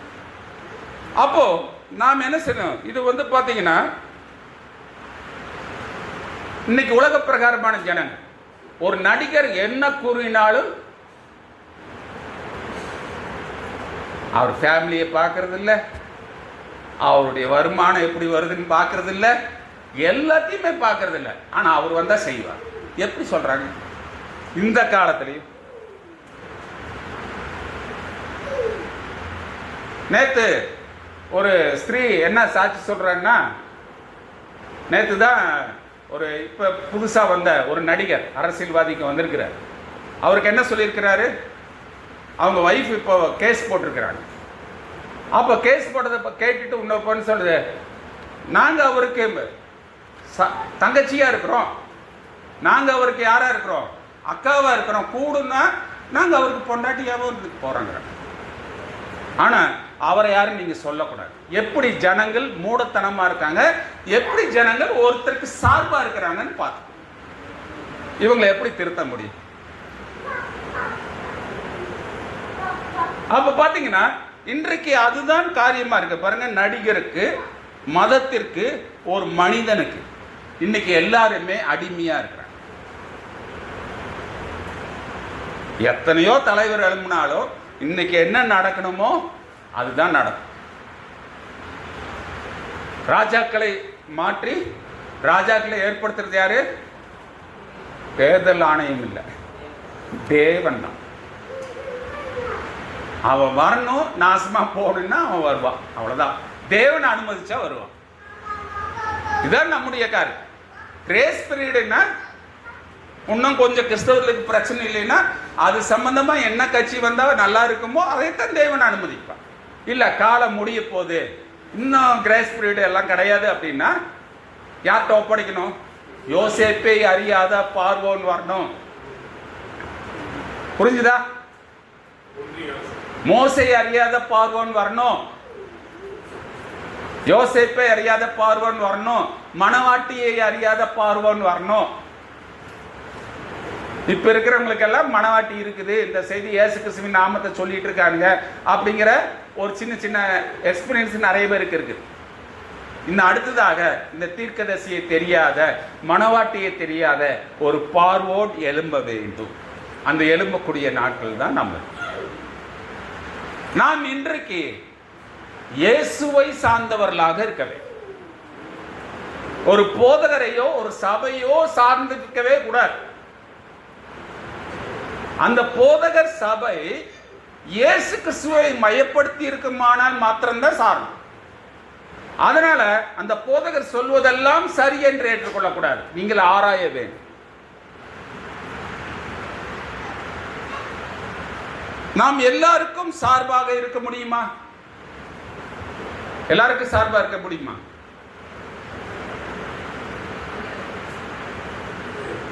மனைவிக்கும் கணவனுக்குமே சார்பா நல்லவனா இருக்க முடியுமா? எல்லாத்துக்கும் எதுவுமே இல்லை. அப்போ யாரோ ஒருவருக்கு தான் நாம் சார்பாக இருக்க முடியும். அப்ப அந்த ஒருவர் யார்? அப்ப ஏசப்பான்னா இன்னைக்கு இல்லை. அப்ப ஏசப்பான்னா யாரு? வார்த்தை. அப்ப அந்த வார்த்தைக்கு சார்பா தான் நாம் இருக்கோம். வார்த்தை என்ன சொல்லுகிறதோ அதுக்கு எல்லாத்துக்கும் கீழ்ப்படுகிறோமா? இல்லையே. சர்ச்சுக்கு எத்தனை மணிக்கு வரும்? அப்போ வார்த்தைக்கு சார்பா இருக்கணும்னா நாம் கிரியில காமிக்கணும். இப்போ இதே பிடிச்ச நபர் இருந்தா எத்தனை மணிக்கு வருவோம்? 9 மணிக்கு 8:30 வந்து உள்ளவங்க. ஜான் ஜபராஜ் வந்தாருன்னா ஐயோ பாட்டெல்லாம் முடிஞ்சிடும் அப்படின்னு வந்துடும்ல. ஜான் ஜபராஜ் கூப்பிட்டா இங்கேயும் வருவார். புரிஞ்சுங்களா? கோயம்புத்தூர்ல தான் இருக்கிறாரு. அப்போ அவர் வர்றாருன்னு சொன்னா என்ன பண்ணுவோம்? சர்ச்சே மாறிடும், சர்ச்சே அலங்காரம் ஆயிரும், எல்லாமே ஆயிரும். ஏன்?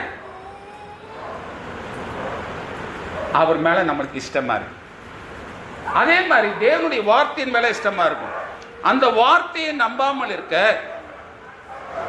இயேசுவை நம்பாமல் இருக்க, அங்கிருந்த ஜனங்கள் எல்லாரும் இயேசுவை பகைத்தார்கள். முதல் பிரசங்கம் பண்றார் இயேசு கிறிஸ்து. பிரசங்கத்துக்கெல்லாம் கதாநாயகன் யாரு? இயேசு கிறிஸ்து தான். அவர் முதல் பிரசங்கத்தை நாசரேத்தூர்ல பண்றதுக்கு முன்னாடி வேதாகமத்தை வாசிக்கிறார். ஏசியா 61 வாசிக்கிறாரு. வாசிச்சுட்டு வேத பாரதத்தில் சுருளை கொடுத்துட்டு இந்த வேத வாக்கியம் அவ்வளவுதான் பிரசங்கம் பண்ண. கல்லெடுத்து ஆலயத்துக்கு வெளியில வந்து மேல இருந்து கீழே தள்ளறதுக்கு போயிட்டாங்க. இயேசு கிறிஸ்து மறைந்து போனார். அங்க எடுத்து எழுதுறாரு. மெசேஜே கேட்கல. இந்த வேத வாக்கியம் இன்றைய தினம் நிறைவேறிட்டு அது ஒன்னதான் பேசினேன். இதே தான் ஒரு போதகர் அந்த ஈஸ்டர் மெசேஜ் அன்னைக்கு, ஈஸ்டர் மெசேஜ் நினைக்கிறேன். ஆமா. அப்போ ஒரு போதகர் வந்தார். அவர் முன்பாக நின்னார். ஒரு வேத வாக்கியத்தை வாசித்தார். என்ன வேத வாக்கியம்னா, அவர் இங்கே இல்லை, தாம் சொன்னபடியே உயிர் தெழுந்தார் அப்படின்னு சொல்லிட்டு வசனத்தை வாசிட்டு கொஞ்ச நேரம் அமைதியா இருந்து, உண்மையில் அவரை இங்கே இல்லை, தாம் சொன்னபடியே உயிர் தெழுந்தார் என்று மெசேஜ் முடிச்சிட்டார். இது நடந்த ஒன்று. புரிஞ்சுங்களா? அவர் இங்கே இல்லை, தாம் சொன்னபடியே. வசனம் இருக்குதா இல்லையா? எடுத்தீங்கன்னா வாசிங்க.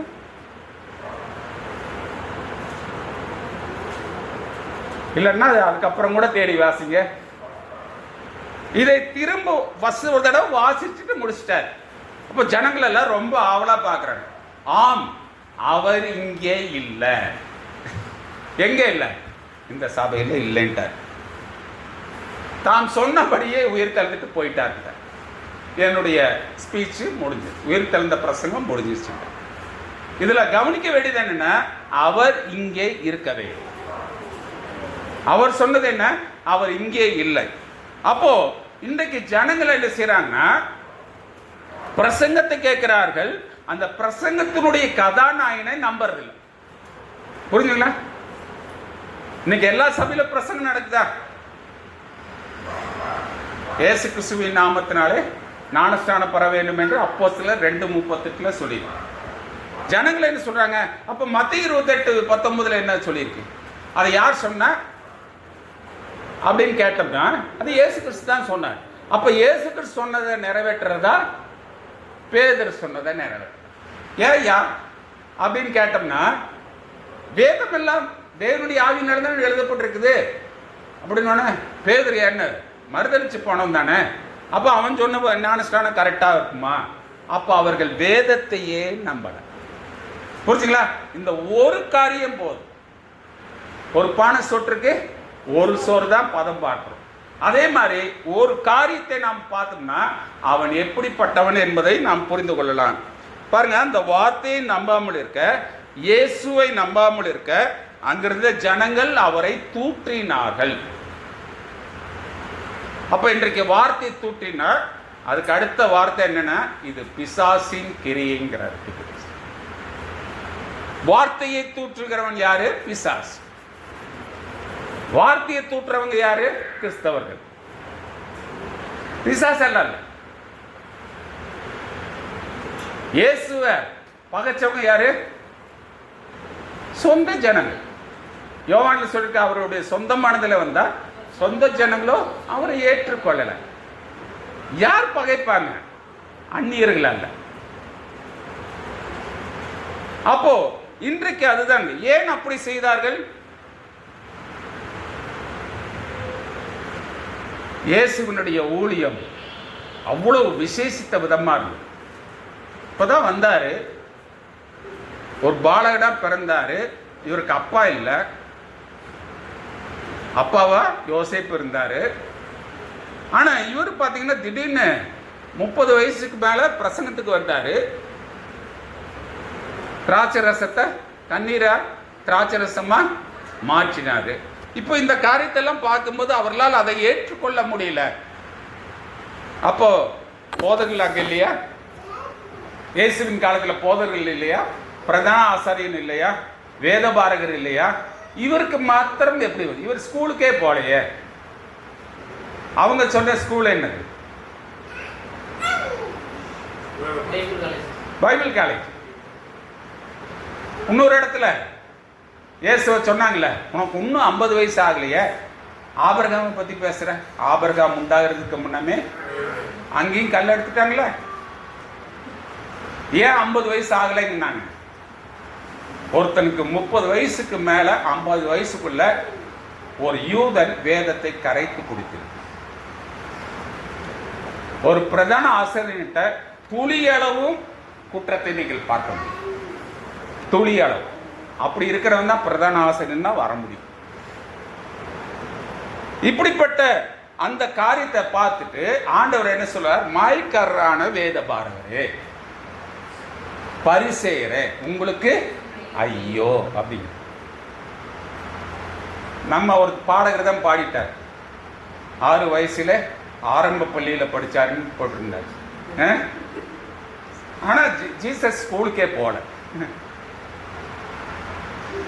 இன்னைக்கு அந்த பாட்டு பயங்கர பிரபலம். அப்போ பாத்தீங்கன்னா அவர் எதுவுமே படிக்கல, ஆனா அவரு பேசுறதுக்கு எந்த பதிலும் சொல்ல முடியல.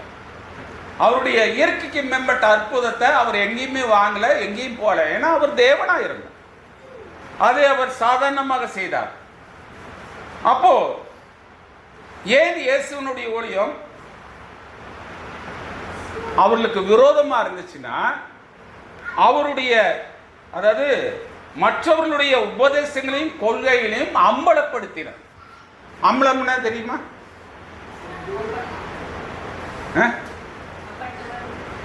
அது சமஸ்கிருத வார்த்தை. அம்பலப்படுத்துறேன்னு அம்பலத்தில் ஆடாம மேடைன்னு அர்த்தம். இப்போ ஒரு பரதநாட்டியம் எங்க ஆடணும்? மேடையில் ஆடும். இப்போ யார் ஆட வேண்டிய இடத்துல யார் ஆடிட்டு இருக்கிறா? மணவாட்டி ஆட வேண்டிய மேடையில இன்னைக்கு யார் யார் ஆடுறாங்க? பேரும் கூட சொல்லலாம். மணவாட்டி பாட வேண்டிய இடத்துல யார் யார் பாடுறான்? எவனோ பாடுறான். புரிஞ்சுங்களா? நாம பாட வேண்டிய இடத்துல, நாம பிரசங்கப்பட வேண்டிய இடத்துல, நாம் நடனம் ஆட வேண்டிய இடத்துல வேற ஒருத்தர் ஆடிட்டு இருக்கிறான். யார் ஆடணும்? நீங்க ஆடணும். நீங்க பிரசங்கம் பண்ணணும். நீங்கள் கிரியைகளை காண்பிக்கணும். அதனால நம்ம ஆடாதனால அவன் என்ன பண்றான்? அவன் துணிஞ்சு வந்து ஆடிட்டு. அப்போ இன்றைக்கு நாம் அதை செய்ய வேண்டும். பாருங்க, ஏன் என்றால் இயேசு கிறிஸ்துவினுடைய ஊழியத்தை ஏன் அவங்க பகைச்சாங்கன்னா, அவங்களுடைய எல்லா ரகசியத்தையும் தேவன் வெளிப்படுத்துறார். அவனுக்குள்ள என்ன இருக்குதுங்கிறது வெளிப்படுத்திடுறாரு. அவன் நிம்மதியா இருப்பானா? தீர்க்கதரிசியினுடைய ஊழியத்தை ஏன் ஏத்துக்கல? வந்தாருன்னா நீ நேத்து என்ன பண்ணிட்டு இருக்கேன்னு சொல்லிடுறாரு. உன்னுடைய வாகனம் எங்க போச்சு, உன்னுடைய அட்ரஸ் இது அப்படிங்கிறார் நம்முடைய தீர்க்கதரிசி. அட்ரஸவே சொல்றாரு. அவனுக்கு எப்படி இருக்கும்? ஐயோ, முன்னாடி ஒரு பாவத்தை செஞ்சு அதை வேணா சொல்லாம இருக்கிற ஆண்டவர்கிட்ட அவன் பிரேயர் பண்ணிட்டு இருந்திருப்பான். அப்படிப்பட்ட காரியத்தை இருக்க ஒரு 6 சகோதரிகள் தீர்க்கதரிசிட்ட வந்து பேசிட்டு இருக்கிறாங்க. தீர்க்கதரிசி தன்னுடைய ஊழியத்தில் நடந்த காரியத்தை சொல்ல சொல்ல அவருடைய விசுவாசம் மேல போயிட்டே இருந்தது. கடைசியில சொன்னாரு, சகோதரியே, ஒரு சகோதரியை பார்த்து சொன்னாரு, நீ இப்போ இந்த முகவரி உள்ள வீட்டில் வசிக்கிறாய் அப்படின்னு சொன்னோன்னு மற்ற 5 சகோதரருடைய விசுவாசம் கீழே போயிடுச்சு. ஏன்? நேத்து வரைக்கும் பழைய அவர் தீர்க்கதரிசி சொன்ன அட்ரஸ்ல யாருமே இல்லை. பழைய அட்ரஸ்ல அத்தனை பேரும் அந்த 6 பிள்ளைகளும் அங்க அவங்க வீட்டில் தான் இருக்கிறாங்க. சாயந்தரம் வரைக்கும், ஒருவேளை இரவு வரைக்கும் கூட இருக்கலாம். ஆனா தீர்க்கதரிசி சொன்னார், இந்த வீட்டில் நீ வசிக்கிறாய் என்று சொல்லும் போது அந்த குறிப்பிட்ட சகோதரி அமைதியா இருக்கிறான். அப்புறம் கொஞ்ச நேரம் சொன்னேன், என்ன இவர் தப்பா சொல்லிட்டாரு, இது வரைக்கும் நல்லா தானே பேசினாரு, இப்ப தப்பா சொல்லிட்டாரு. எல்லா சகோதரிகளும் நீ இப்ப எந்த வீட்டில் இருக்கிற? போதகர் சொன்னார்ல, அந்த அட்ரஸ்ல இருக்கு. எப்ப போன? நைட்டே நாங்க வீடு சேஞ்ச் பண்ணி. இதுதான் தேவனுடைய ஊழியம். நைட்டு சேஞ்ச் பண்ணத தீர்க்கதரிசி தேவன் அறிந்து தீர்க்கதரிசிக்கு வெளிப்படுத்தினார். திரும்பவும் அந்த சவுலுடைய விசுவாசம் அதை விட உச்சத்துக்கு போயிடுச்சு. இது யாராவது எதிர்பார்ப்பாங்களா? அப்போ இன்றைக்கு இந்த ஊழியத்தை செய்வது யார்? தீர்க்கதரிசி நாட்களில் இந்த பகுத்தறிதலின் ஊழியம் தீர்க்கதரிசிக்கு மட்டுமே வந்தது. ஓரல் ராபர்ட்ஸ்க்கு வரல, பில்லி கிரஹாமுக்கு வரல. அதனால்தான் இவருடைய ஊழியம் வித்தியாசமாயிருக்கு. அந்த ஊழியம் வந்தோடனே மற்ற ஊழியங்கள் தானாக மங்கத் தொடங்கின. இப்ப இன்றைக்கு நம்முடைய ஊழியம் இது அப்படியே உயர்ந்துச்சுன்னா ஆட்டோமேட்டிக்கா பதறலன்னாலும் அக்கினிக்கு இரையாக வைக்கப்படும். அப்போ நாம் எப்பொழுது எழும்புவோம்? கர்த்தருடைய வருகை மிக சமீபமா இருக்கிறது. இன்றைக்கு நாம் எழும்பாவிட்டால் இனிமேல் நாம் எழும்ப முடியாது. நாம் எழும்பும் போது மற்றவைகள் எல்லாமே கீழே விழுந்து. ஏனென்றால் தேவன் மணவாட்டியை கொண்டு இந்த உலகத்தை மீண்டுமாய் அசைக்க போகிறார். எபிரேயர்ல கடைசியில நீங்க வாசிக்கும் போது, நான் ஒரு தரம் பூமியை அசைச்சேன் அப்படின்னாரு.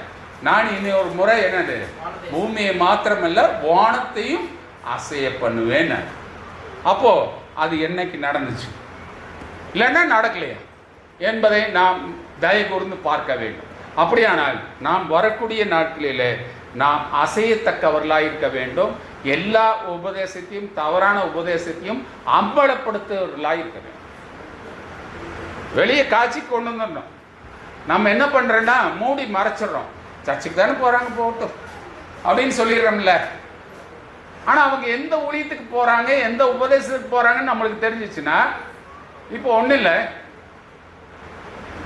என்னுடைய மனைவி நரகத்துக்கு போகிறாங்க பார்த்துட்டு நான் சும்மா இருக்க முடியுங்களா? இல்லாட்டினா நான் நரகத்துக்கு போகிறேன், அவள் பார்த்து சும்மா இருப்பாளா? ஜோ பண்ணிட்டு இருப்பாள், ஆண்டவரே எங்களுடைய ஹஸ்பண்டை நீங்கள் சந்திங்க, அவர் நரகத்துக்கு போகக்கூடாது அப்படின்னு சொல்லுவாங்களே. ஆனால் இன்னைக்கு ட்ரெண்ட் என்ன? அவங்க இஷ்டத்துக்கு அவங்க பண்ண அப்படி ஆயிடுச்சா? அவளுக்கு எப்போ தோணுதோ அப்போ மாறட்டும் அப்படிங்கிற மாதிரி போயிடுச்சு. அப்படி அல்ல, நாம் பலவந்தம் பண்ணி உள்ளே இழுக்கணும். லோத்துவையும் அவனுடைய குமார்த்திகளையும் தூதன் என்ன செய்தான்? இவன் உற்பத்திக்கு வரமாட்டான், உங்களுக்கு எல்லா கையும் சேர்த்தி பிடிச்சி வெளியில் போய் விட்டுட்டான். இன்னைக்கு நாம் அப்படிதான், அவன் கேட்குறாங்களோ கேட்கலையோ உள்ள இழுத்துட்டு வந்து உட்கார வச்சோம். இதுதான் இன்னைக்கு நடக்கக்கூடிய ஊழியமாக இருக்குது. கர்த்தர் தாமே இந்த வார்த்தையை நமக்கு ஆசீர்வதித்து தருவாராக. நாம் ஜெபம் பண்ணலாம்.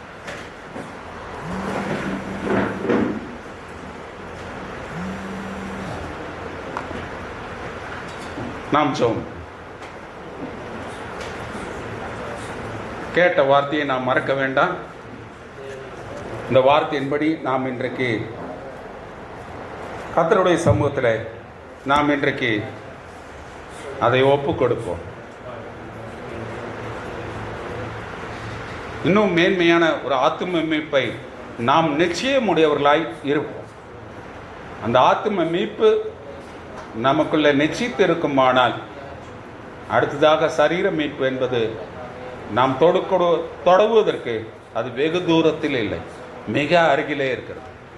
நாம் அதற்காக இப்பொழுது பிரயாசப்பட வேண்டும். நம்மோடு கூட இருக்கிறவர்கள் எல்லாவற்றையுமே இழுக்க வேண்டும், அவர்களுக்கு புரித பொருளை இழுக்க வேண்டும். காலமானது வெகு தொலைவில் அல்ல, வெகு சமீபமாக உள்ளது. இனி காலம் இல்லை என்று சொல்லப்பட்டிருக்கிறது. அதே போல இனி காலம் செல்லாது என்று சொல்லப்பட்டு அந்த முடிவிலே நாம் இருக்கிறோம். நாம் இந்த வேளையில கர்த்தருக்கு ஒப்பு கொடுக்கிறோம். நமக்குள்ள குறைகள் இருக்கலாம், அதெல்லாம் இல்லை. நாம் முடிந்த வரைக்கும் எல்லாரையும் காப்பாற்றுகிற பொறுப்பு நமக்கு தேவன் கொடுத்திருக்கிறார். நம்முடைய பிள்ளைகளை, நண்பர்களை, நம்முடைய உற்றார் உறவினரை எல்லாவற்றையும் காப்பாற்ற வேண்டியது இருக்குது. அவள் எல்லாரையும் தேவனுடைய ராஜ்யத்துக்கு உள்ளே இழுக்க வேண்டியதா இருக்கிறது. எல்லார்ட்டையும் பேசியிருக்கிற சமயம் இல்லை, வாங்க வாங்கன்னு சொல்லிட்டு இழுத்து வந்து விட வேண்டியதா இருக்கு. நீங்கள் தேவனுடைய செய்தியை கேளுங்க, தேவனண்டை நெருங்கி வாங்க, கர்த்தருடைய வருகை சமீபமா இருக்கிறது, ஆண்டவரை பற்றி கொள்ளுங்கள் என்று சொல்லக்கூடிய ஒரு கடைசி கட்டத்தில் இருக்கிறோம். இன்றைக்கு நாம் ஒப்பு கொடுப்போமா? முதலாவது நாம் ஒப்பு கொடுப்போம், அடுத்ததாக எல்லாரையும் உள்ளே அழைத்து சொல்லுவோம். கர்த்தர் நிச்சயமாக நம்மை ஆசீர்வதிப்பாராக. எத்தனை பேருக்கு பிரயோஜனமா இருந்தது? உங்களுடைய வலது கரத்தை வைத்து காண்பிக்கலாம். எங்கள் கிருபையில நல்ல ஆண்டவரே, இந்த அருமையான வேலையில கையில் ஒருத்தனான கேட்டதான நம்முடைய பிள்ளைகள் ஒவ்வொருவரையும் கர்த்தர் ஆசீர்வதிப்பீராக. இந்த வேளையில கேட்ட வார்த்தையின்படி நாங்கள் இன்னும் ஜாக்கிரதை உள்ளவர்களாக இருந்து கர்த்தருக்கென்று எதிர்கொண்டு வர நாங்கள் ஆயத்தமா இருக்க உதவி செய். இனியும் நாங்கள் விசுவாசம் என்று சொல்லி அதிலே லயித்து இருக்காது, அந்த விசுவாசத்தினுடைய கிரிகளை நாங்கள் காண்பிக்கிறோம். விசுவாசத்தின் கிரியில விசுவாசம் கிரியையா இருக்கு. கிரியில்லாத விசுவாசம் செத்தது என்று சொல்லப்படும். அதனால் நாங்கள் கிரியை காண்பிக்காவிட்டால் நாங்கள் பெற்றிருக்கிற விசுவாசம் செத்ததா இருக்குதா? நாங்கள் பெற்றிருக்கிற விசுவாசம் செத்ததல்ல என்று நாங்கள் கிரியில காண்பிக்க எங்களுக்கு நீ சமயத்தை கொடுத்துருக்க. அந்த சமயம் வெகு குறைவா இருக்கிறது. தீர்க்கதரிசியுடைய நாட்களுக்கு நாங்கள் ஒப்பிட வேண்டுமானால் அது ரொம்ப வருஷமா இருந்துச்சு. ஆனா இன்றைக்கு ஒப்பிடும்போது மிக குறைந்த வருஷங்களே இருக்குது ஆண்டவர். எப்பொழுது என்று எங்களுக்கு தெரியாது. அதற்குள்ளாக எங்கள் குடும்பம், எங்களுடைய பெற்றோர்கள், எங்களுடைய உறவினர்கள், நண்பர்கள், எங்களுடைய சபை ஆண்டவரே ராஜ உறுப்பினர்கள் எல்லாருமே நாங்கள் அதற்குள்ள வர வேண்டும் ஆண்டவர். அதற்கு நாங்கள் ஆயத்தமுள்ளவர்களாகி அநேகரை ஆயத்தப்படுத்த எங்களுக்கு உதவி செய்யும்படியாக நாங்கள் செபிக்கிறோம். நாங்கள் இன்னும் சோம்பேறித்தனமாக இருக்காது, கர்த்தருடைய வருகைக்கென்று ஆயத்தமாக கூடிய எல்லா வேலையிலும் செய்ய கர்த்தர் எங்களை ஆயத்தப்படுத்த முடியாது நாங்கள் செபிக்கிறோம். தகுதிப்படுத்தும் உம்முடைய கிருபைகளாக மறைத்துக் கொள்ளும். அதுபோல ஆண்டவரே இந்த சாயந்தரம் ஆசிரியக்கிறதான கர்த்தருடைய பந்தியை ஆசீர்வதித்தார். கர்த்தருக்கு சித்தமானால் நாங்கள் மீண்டும் சந்திக்க வாய்ப்பை கொடு. அது வரைக்கும் நம்முடைய ஆசீர்வாதத்தின் கரம் எங்கள் அனைவரோடும் வந்திருக்குதான் நம்முடைய பிள்ளைகளோடு என்னென்னைக்கு இருக்க முடியாது நாங்கள் ஜெபிக்கிறோம். இயேசு கிறிஸ்துவின் நாமத்தினால ஜெபங்கேலும் நல்லா. இயேசு கிறிஸ்து மாறாத